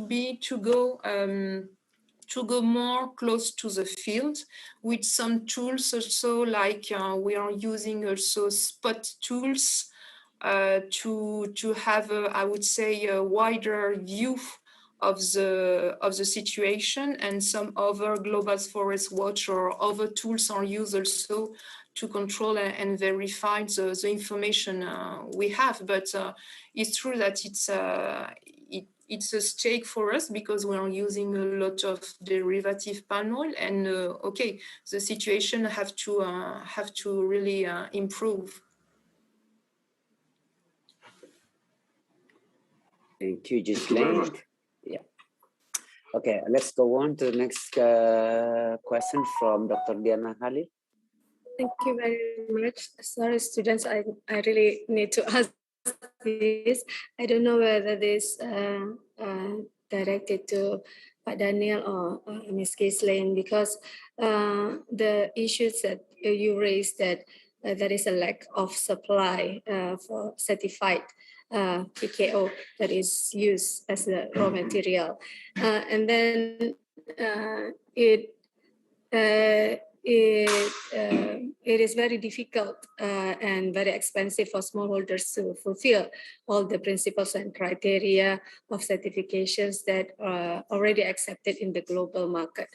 Do you think regarding to sustainable practice, it is better to go back to the conventional raw material sources rather than shifting into or accepting the mandatory certification, as we know that Indonesia and Malaysia already have mandatory certification. In terms of principles and criteria, it's similar with the RSPO. How do you see this one? Should it be like more accepted expecting the systematical certifications from national producing countries, or maybe some joint audit or some partnership between that, if the matter or the focus is on the sustainable practice? As we know that Indonesia, Malaysia, Thailand, there are more and more small holdings producing the FFP. I think that's my questions to maybe Pak Daniel and Ghislaine. Thank you. Okay, Pak Daniel, please, you have a first session to answer Dr. Diana Khalil questions. Yeah, I think it is a challenge for smallholders, and it's not necessarily in terms of practice. So I've visited some smallholder plantations, very well run actually. I mean, and then the farmers are quite knowledgeable; they know what they're doing. But sometimes, I mean, the RSPO standard was actually created. It was created to make it difficult for corporate plantations to expand. I think because I think a lot of the inputs were actually catered to big corporations who like make these massive plantations. I mean, again, I think like the average smallholder is probably 2 to 20 hectare. Maybe there's 1 or 2 that are slightly larger, but a typical corporate plantation could be 10,000 hectares in one contiguous area, huge operations. So I think what I see is the PNCs were catered and designed to control these corporate plantations. And if you apply this to a smallholder, obviously they're not, a lot of those standards are overkill. They're too rigorous. Like, why would a farmer who's like planted 2 hectares for the last 15 years have to do HCV or HCS, for example? I mean, it doesn't really make sense. It's not, a lot of the standards are not exactly applicable. That's why I think I would encourage maybe all RSPO members to maybe input this to RSPO and maybe innovate and maybe relook at the RSPO smallholder standard, how they could make the standard more friendly to the smallholder. Even now, the certification system, like right now, for corporate plantation, you have to have an annual audit, right? So it costs like $5,000 to $10,000 for an auditor to come to the field. Obviously, if you're a corporate plantation, you have 10,000 hectares that's easily absorbed.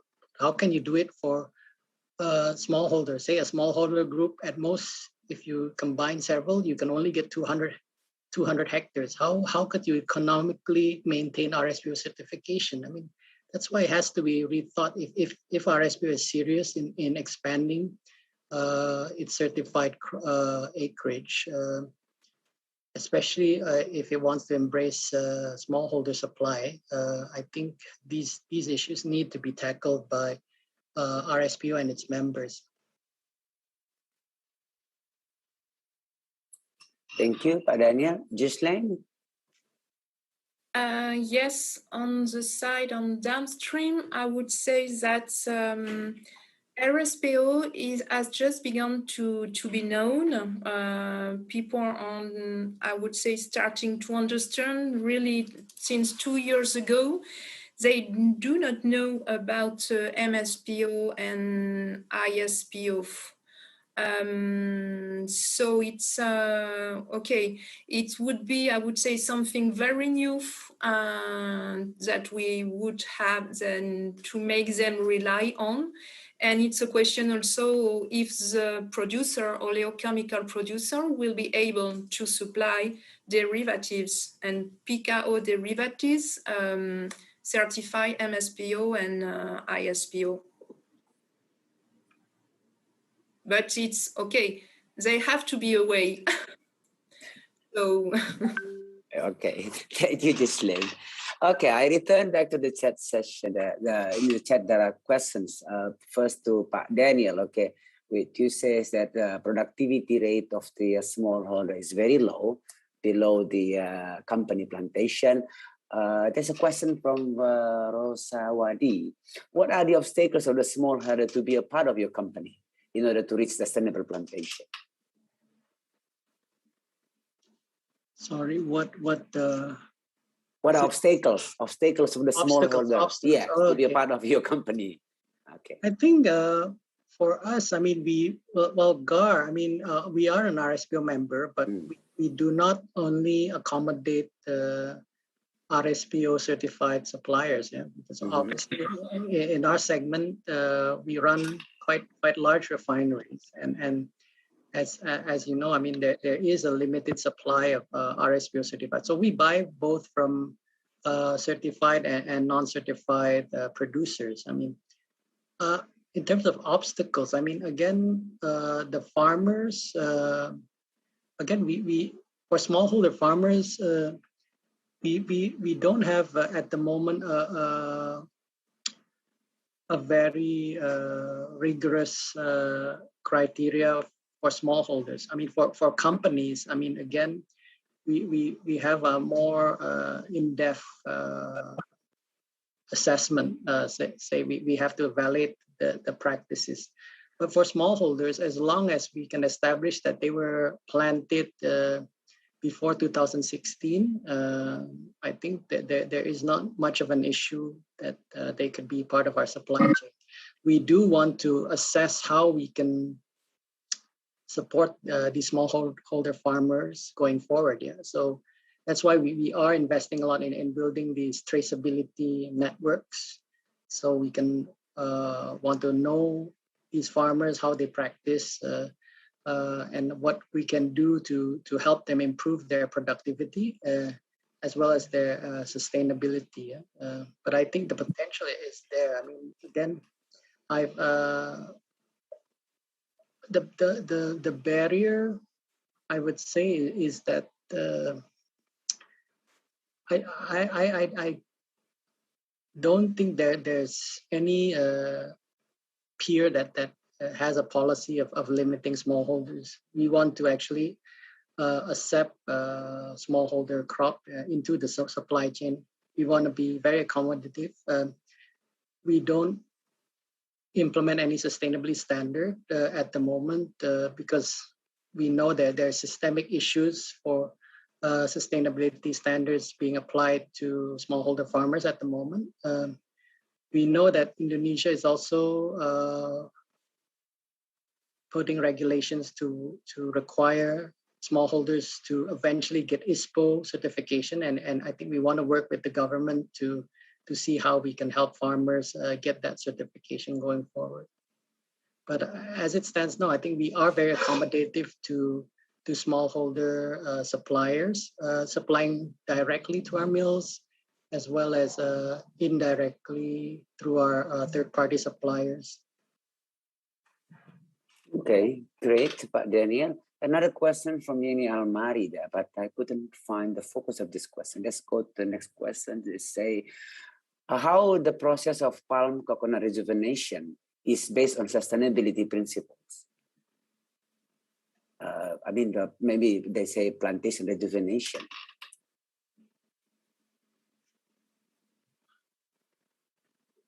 Yeah, maybe is it related to replanting? I'm not sure if it's related to palm oil replanting. I think I think that is something that is very worthwhile for the industry to tackle. Yeah, because I think after 25 years, the productivity of the palm oil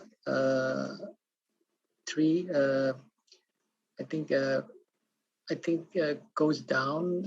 Also, labor costs go up because it's much harder to harvest the taller trees.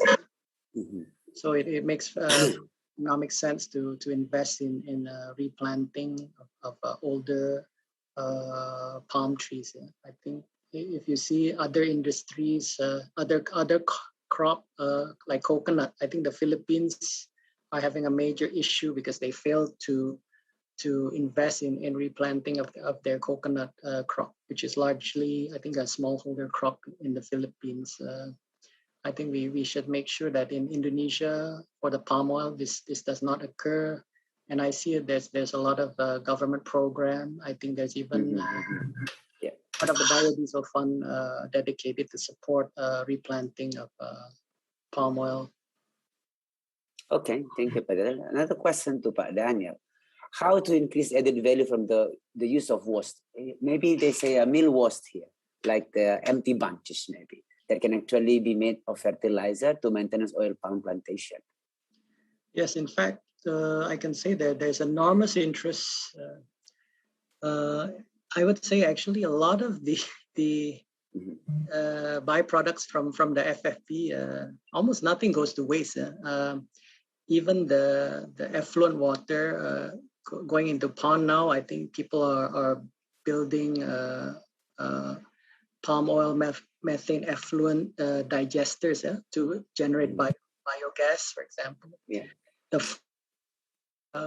Has long been the fuel source. So a palm oil mill doesn't take any, doesn't use any. I mean, besides a bit of diesel fuel to start your boiler, they use very little petroleum.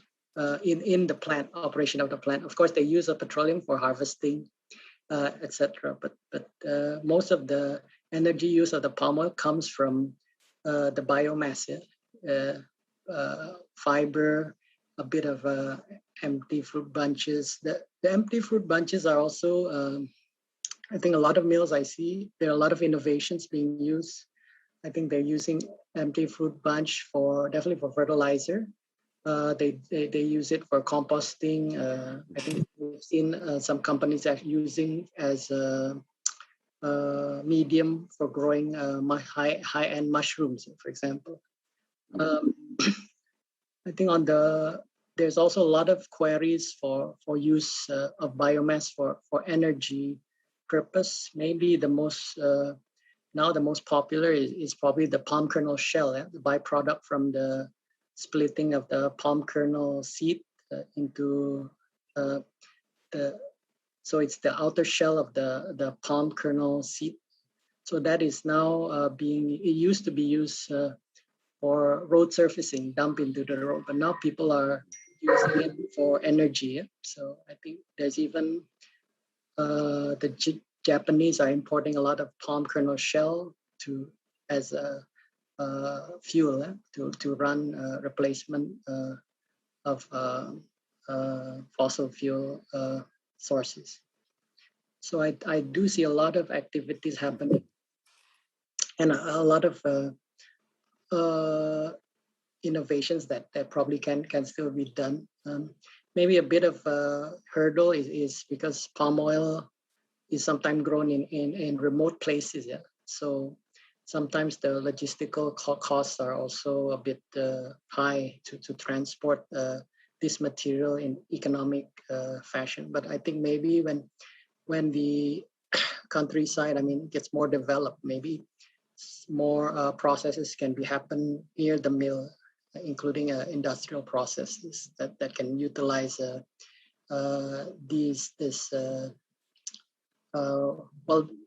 it's even hard to call them waste products now because everything has a value.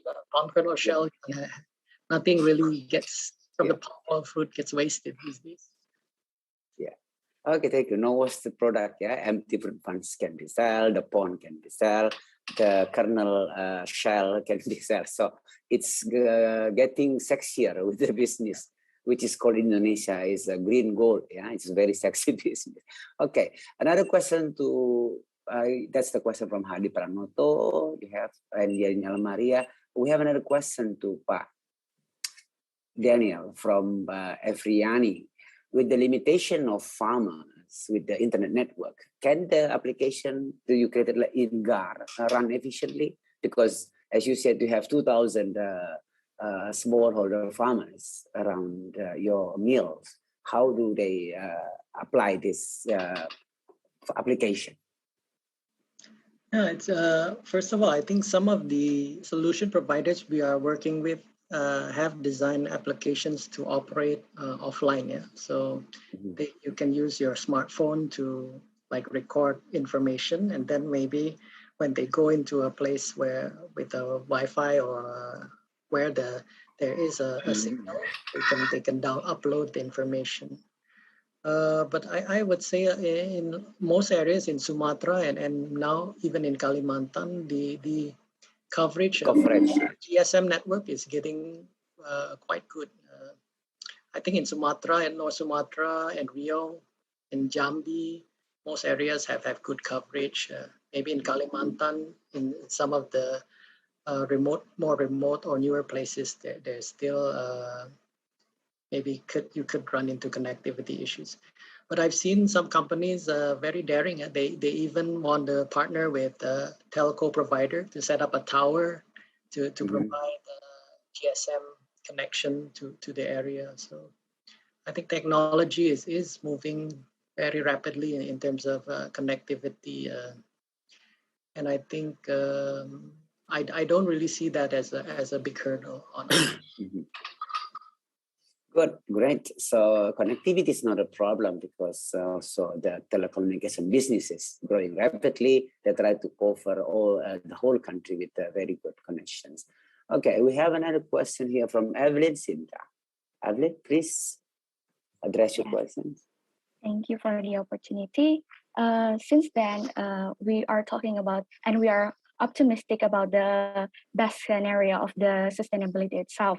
But I was curious about the worst scenario. If a worst scenario is happen, for example, like in Indonesia, it happens often, like an annual disaster of our country. And I was questioning how. Is there any company's disaster mitigation or like a disaster management towards those kind of tragedy? Like, for example, how do the company respond and manage the situation to make the supply chain be sustainable again? And moreover, I have a question also about some media seems to lead society to think that the palm oil companies, that the ones who make the fire forest happen, and how the company responds to that narratives or that media telling the society that the palm oil company is the one that makes the disaster happen. And I think that's all. Thank you. Thank you, Evelyn. Daniel, how do you respond to this cloud disaster, burning disaster that we always quite often, a few years ago, it's quite often happens in Indonesia? I think if you really go in depth with the issue in terms of forest fire, I mean, again, they tend to happen in peat landscapes. Yeah. So, and again, the government of Indonesia actually has very punitive regulations. Yeah. Now, if a company, a fire happens within a company land, not only they can be liable for trillions of rupiah, or I think it's hundreds of millions of dollars of fines, and the management, the personnel can be subject to prosecution, and we've seen a lot of several companies get their executives put in jail because they didn't handle fire. So again, I think in terms of regulation, the government of Indonesia is quite has enacted a very tough set of regulation. Now, the problem with why the fires keep on happening, I think it's a combination of past mistakes. Yeah, I think ironically, in before 2000, the EU financed the research projects or help Indonesia utilize peat land for agriculture, which I think 10, 15 years later, I mean, we discovered peat is not a good idea. I think peat landscapes, especially with very high peat depth, should be off limits to large scale agriculture. But I guess in the last 20, 30 years, a lot of companies were granted permits in these areas. But now I think with the problems identified, the government is also lifting some of these permits, and even requiring if you have an area that is a peat dome, you're not allowed to actually develop anymore, or if you've already developed, you would have to eventually restore that area. Again, why do fires keep on happening? Some of these peat landscapes have been depleted, have been because of mismanagement.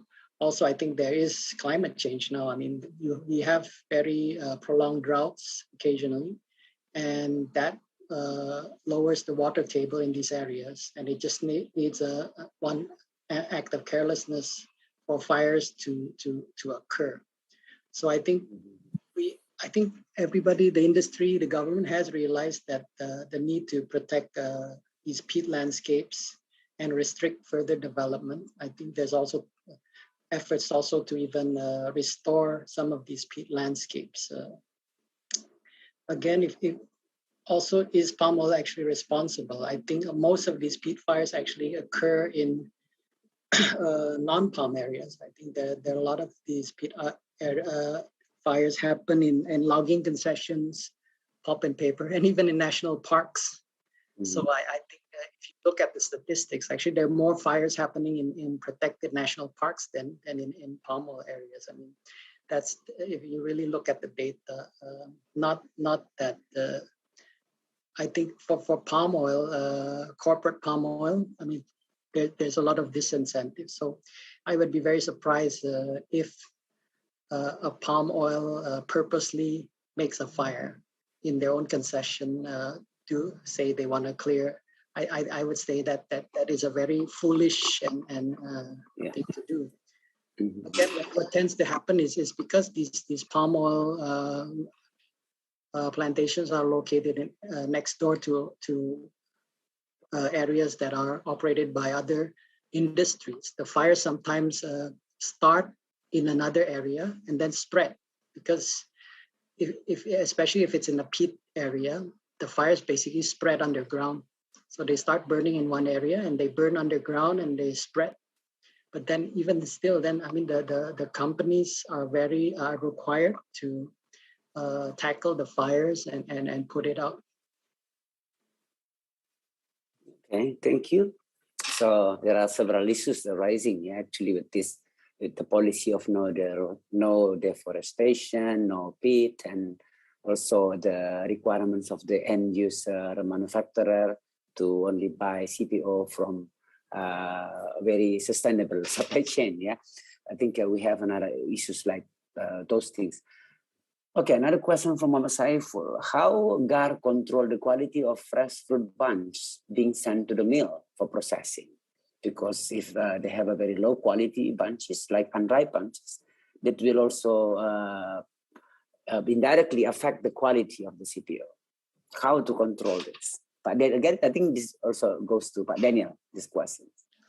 Well, I'm actually not I'm more of the downstream, but so downstream, yeah. So, but again, from my knowledge of, I have visited the plantation, and I think in our mills, they're quite strict in terms of, I think, a ripe palm fruit bunch, eventually some of the fruitlets detach.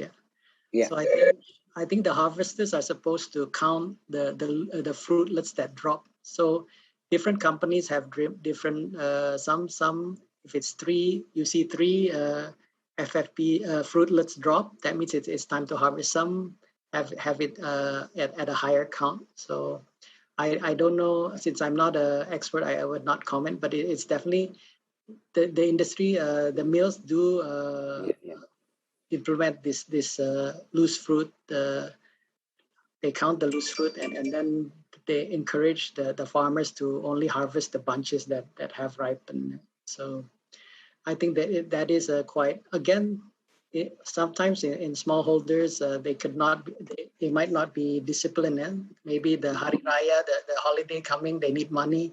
So they cut corner and maybe they harvest some fruit prematurely, and that will lower the oil yield. I know how the mills try to enforce this is also in the price. Yeah, so they will share the OER. So if the OER gets low because of the harvesting is not well controlled, they will be passed on to the prices. So the FFB price will be lower if the farmers cannot manage this well. Okay, thank you, Fernando. There are a lot of problems in downstreams, yeah, with the unripe bunches, okay, the lower quality, theft also, including that. And there are a lot of problems, like social problems too in the field, facing by the farmers and society. Okay, another question from Mr. Tanatit. After the fire happens in wild forest, is it eligible for palm plantation? Because now all hands pointing at the palm oil plantations when there is a fire in the forest, or maybe harms to the animals. Like, what do you say, Pak Daniel? Maybe even though you're not a planter, but I think you're in the business. Can you do you think palm plantation eligible for the wild forest fire? I think if it's happening in a peat area, I don't think it's, I mean, by regulation, you should not plant it with any economic crop, actually. I mean, it should. So I think the BRG has designated certain landscapes to be off limits to any cultivation right now. If I think we do monitor this on a corporate plantation basis, yes. So if, say, a company, we do right now do monitoring. So our suppliers are now supplying us with their plantation spatial information, and including the planted area and sometimes including the forested unplanted area. So we identify some of the forested area that they're supposed to protect suddenly gets burned down. They should not plant this with palm oil. They should restore it, especially if they're an RSPO member. I think if they registered areas as high conservation value, high carbon stock, if anything happens, they should take action to restore it. And if they do plant it with palm oil, it would be a violation of their NDPE policy. For smallholders, it is a bit more complex. I think here, probably the government has a role to do more regulation and enforcement, especially I think national parks should be off limits to any cultivation, especially large scale. Yeah. So, but I think the small, even we are educating the smallholders to also, if they want to improve productivity, do it through intensification and not by expanding their plantation, especially to HCV and HCS areas. Okay, thank you, Pak Daniel. Okay, I believe the insights from the speakers has raised many concerns among the young people joining our workshop today, including starting from the downstream until the end product manufacturers. Okay, again, we have a question from Professor Alain Rival. Prof. Alain, please. Yeah, maybe more comment than a question. Okay, please. Oil palm is always an easy culprit, an easy target, because it's big and it's easy to see and easy to know who are the key players. The enemy of the forest, the enemy of the peat is not the oil palm, it's poverty. And as soon as you are working on landscape without taking into account the practices which are linked to the poverty of people in the plantation, but also around the plantations, you're making a mistake. While people are burning the landscape, as Daniel said, I don't know any advised planter burning its own plantation, like any grower or any crop in any latitude, whether it's in Europe or in Asia. What happens is that burning for clearing is the easiest and the cheapest way to do it. I remember doing that when I was a kid. to every autumn in my family estate had to burn the leaves. That was a burden. I didn't like it because it was smoky and smelly, but this was my job. So we were burning dead leaves every season. And of course, my job was also to control the fire. And yes, why do people burn easily this biomass? Because it has no value. So we have to scratch our head and say, okay, in a given landscape, we have to find a way to give value to these bushes, to these landscapes which are not attached to any value. So people burn it because, okay, it's cheap. But if you find a system in which you buy the biomass from the farmers, which whatever kind of biomass it is, could be straw from rice or whatever. We've seen a lot of things. We visited some sawmills making furniture in Java. They're producing tons and tons and tons of sawdust. And they don't know what to do with that. So at some stage they burn it, like the farmers do with the crops. When the season is finished, you just burn it. And if it's a dry season or if it's El Nino, the fires goes everywhere. So once again, the simple message to our students is consider the landscape as a biosystem, including men and their problems. If you have poverty in your neighborhood, people would go into the forest. They will encourage the forest because it's the source of meat, the source of wood, the source of timber, and there's nothing else. So once again, the real problem, the real target is not palm oil or rubber or cocoa or whatever crop. The main culprit is poverty. Thank you very much.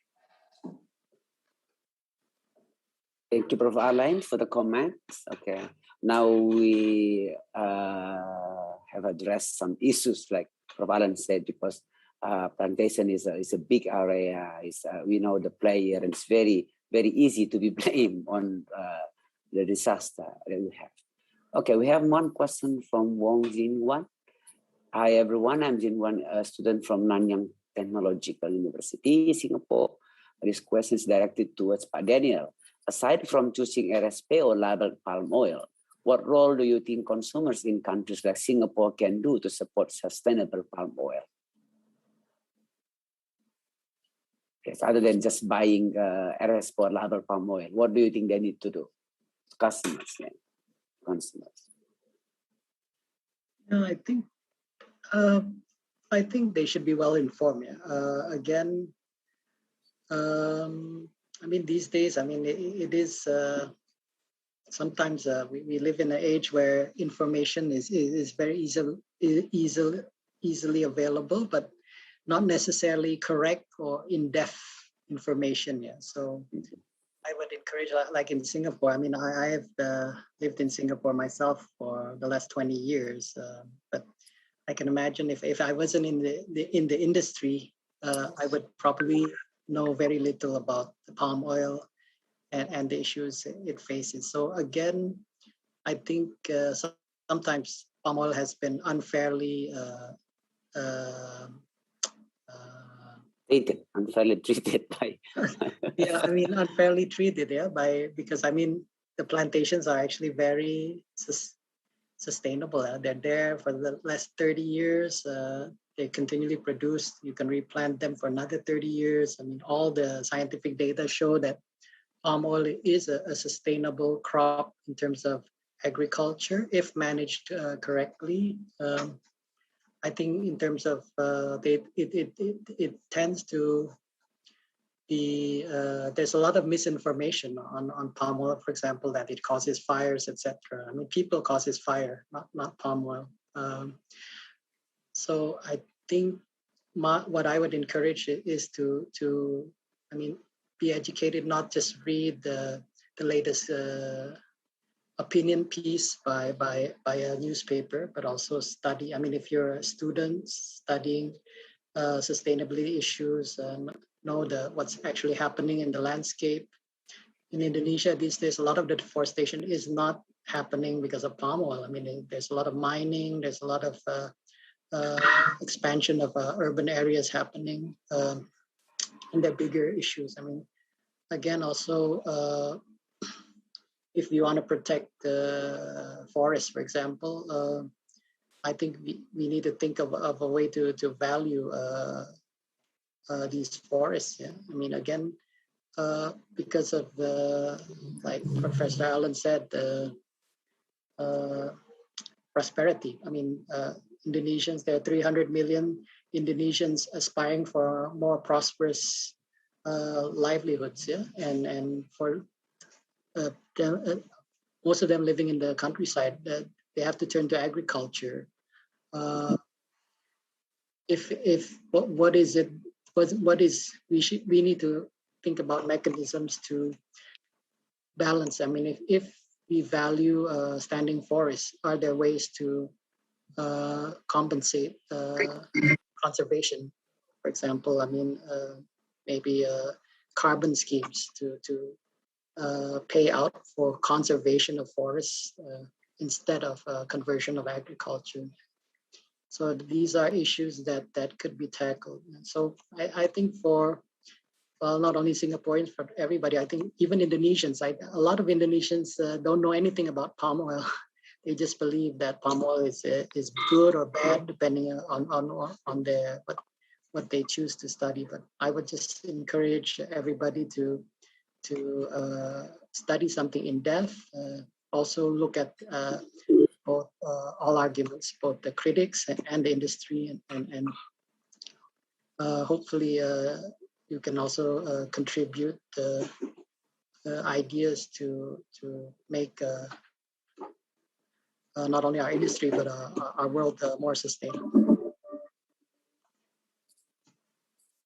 Thank you, Pak Daniel. Okay, I think now we have a lot of insights from this business, this plantation business, along with two both sides, like Prof. Alan said and Pak Daniel said, because it's a big business.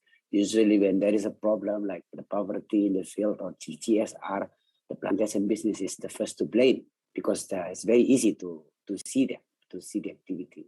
Even though in the downstream, there are also a lot of problems. Yeah, I think that this business is growing nicely. The price are rising up. The demand for certified or labeled palm oil is increasing too. The price is bit there, and then no diversity, and a lot of problems that we are facing. Okay, do you have more questions, students? Okay, because I see myself when I was in Australia that a very big banner on in many roads in Australia with a picture of orangutan, very big picture of orangutan with the caption, which is very, very attracting to people. The caption says, "Don't palm oil us." It's everywhere in the country. That means that they are pointing at palm oil business for deforestation business, removing orangutan from their habitat. But as Pak Daniel said, it is mostly big companies won't do that, maybe because of the smallholders, the people around the farming or the mill, they do that too. But yes, we hope that this discussion and workshop will bring new issues to the young people here to think more, like not trust the media easily, because they can also find the truth, yeah, by seeing the fact through online resources. So they can learn more, and hopefully they can give more better solutions to these problems. Okay, participants, again, I would like to remind you, for those who haven't filled in your attendance list, please do so. If no more questions, then we can go on with our next session. That's we will watch a video from the talent. The admin, you can share the video on the talent that we can watch, or another video that we would like to see.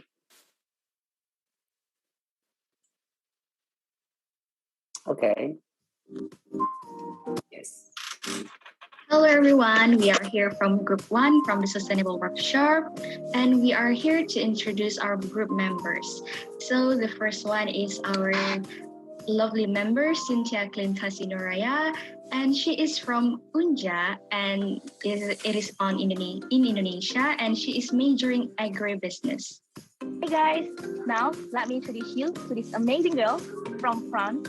She is Rosalie Sukum, and she studied in Montpellier, majoring in economy.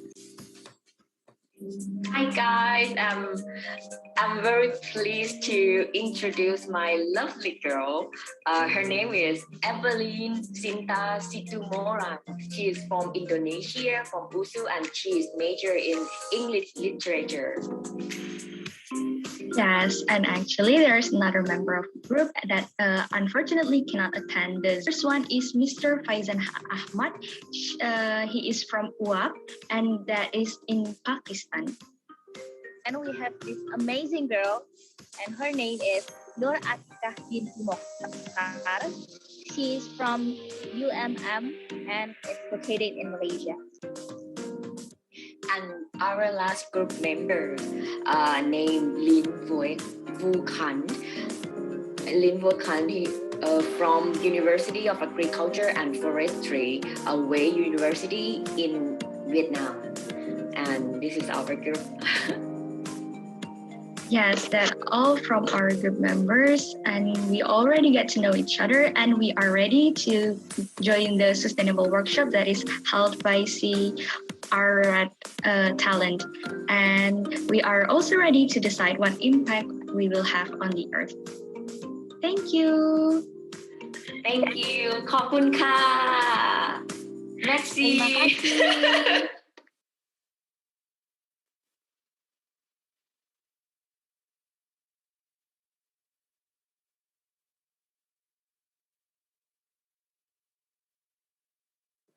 Rudy, Mr. Rudy. Oh, sorry.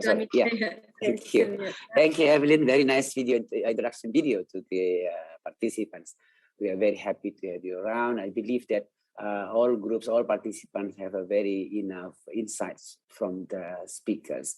Thank you, Ghislaine Omera. Thank you, Pak Daniel Prakasa, for guiding and giving us insights on the business. Now let's move on to our next agenda. That's the posters.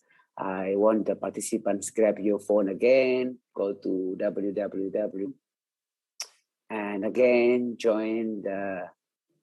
use the code 21845087. Now we would like to see how you make a progress on these questions. What is supply chains? Do we have a new insight after listening to those presenters?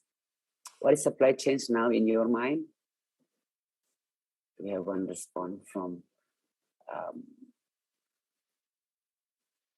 okay. Again, join menti.com, use the code 21845087. What is supply chains now?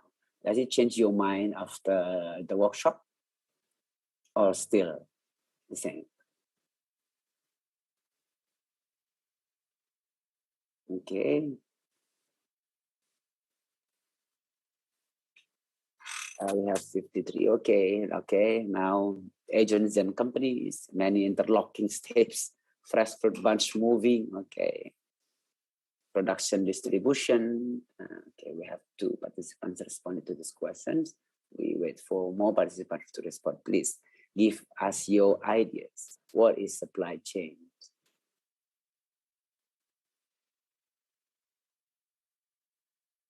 Right? Supply chain is production distribution, chain of actors, availability of stock,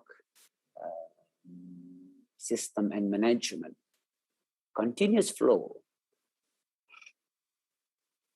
chain of actors.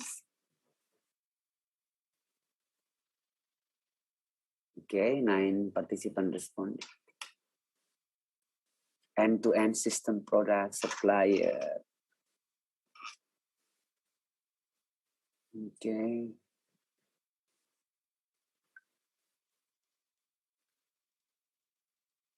Very nice. 12 participants responded. What is supply chain?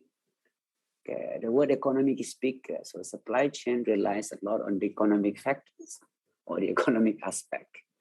Okay, linkage along involves many stakeholders, environment and product, with the focus for suppliers.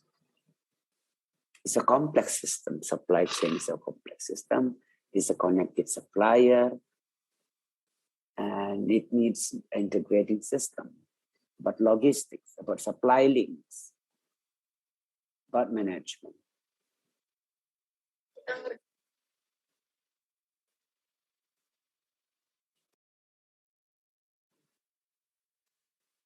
$15 participants. Okay, we move to the next question. And what is sustainable supply chain? So what is supply chain now? What is sustainable supply chain?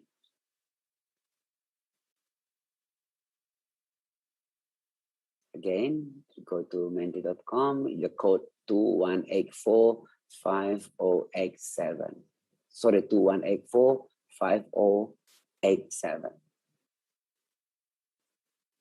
How is sustainable supply chain?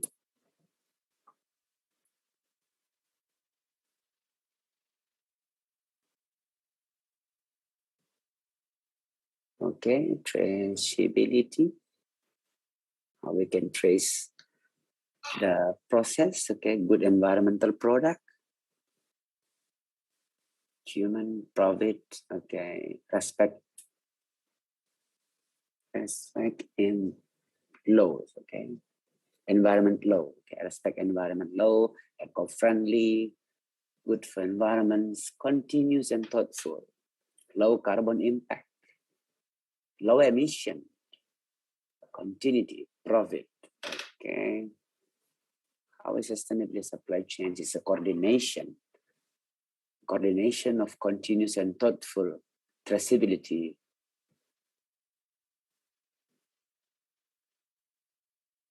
Okay. Non-deforestation. That's sustainable. Okay. Good environmental product, low emission. Okay, we have some low carbon impact. Again, integrated system. Future legacy. Good. Respect environment law. Again, here no growing on peak brings advantages. The word profit and traceability is bigger. That means more respondents agree that sustainability of supply chain should be traceable and should bring more profit. It's a good environmental product into supply chain process, reduced impact. Okay.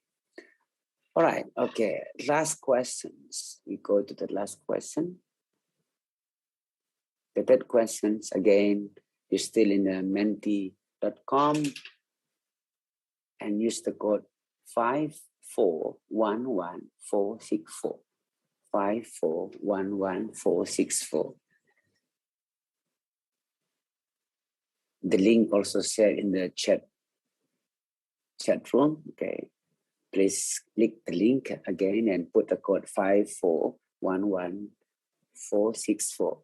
Is a sustainable supply chain could be realized in the palm oil industry? Okay, again, yes. Okay, optimistic. Still, we have one no. Yes, and need. Okay. Definitely can realize sustainable supply chain in palm oil industry. Of course, yes, and quite complex. Okay. No, we have one response saying no, maybe it's quite difficult. Okay, thinking that a lot of problems in the downstream, yeah, a lot of problems in the downstream and around the plantation. The plantation business is the first to blame because they are big and easily to be pointed and easy to be blamed. Thoroughly action need a concern. Yes, of course. Quite complex, need concerns, need traceability, yes, thoroughly action with all commitment, of course, that we can have. 22 respondents so far. Good.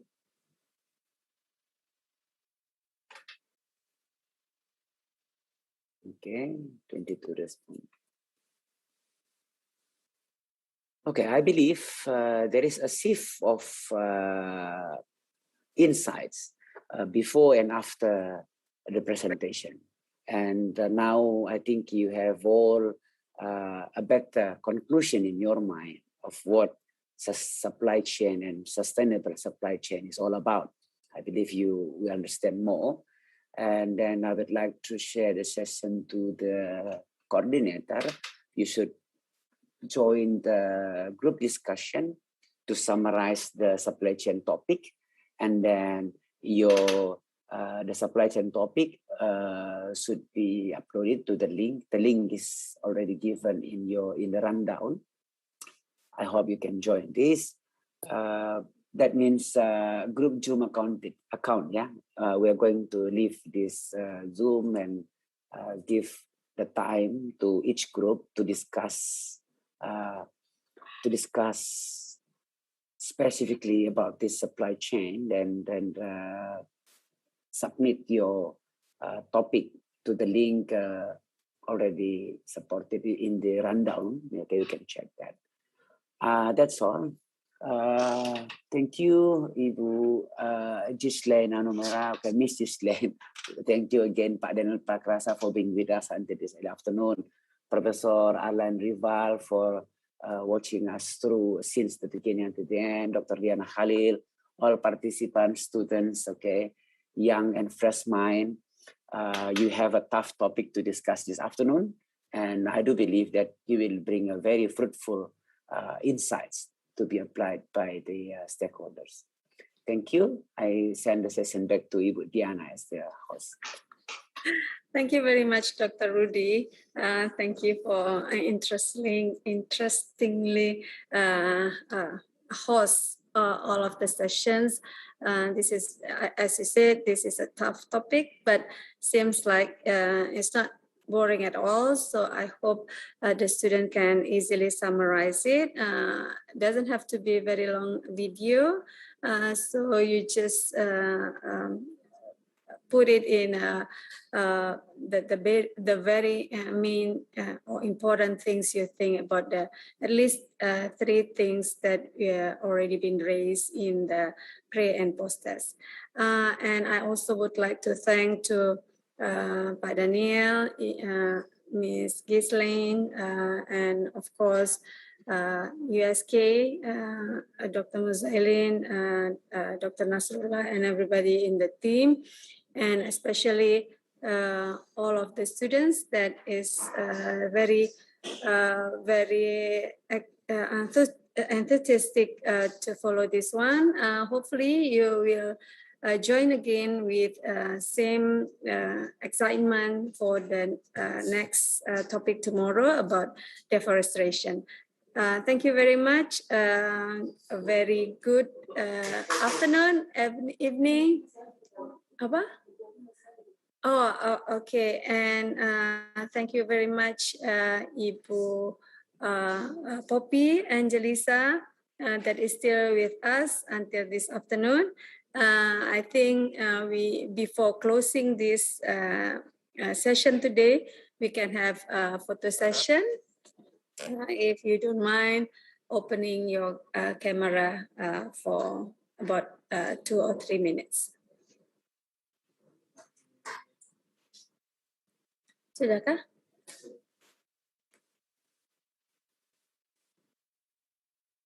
Big smile. Do I have to do it? Yes, please. Yeah. Okay. Okay. Okay. I think we end for today. Very interesting one. Again, thank you very much, Pak Daniel, Ms. Ghislaine, Alang. Thank you. And all, of course, students, advisors, Ibu Poppy is still be here until this afternoon. See you tomorrow. Bye-bye.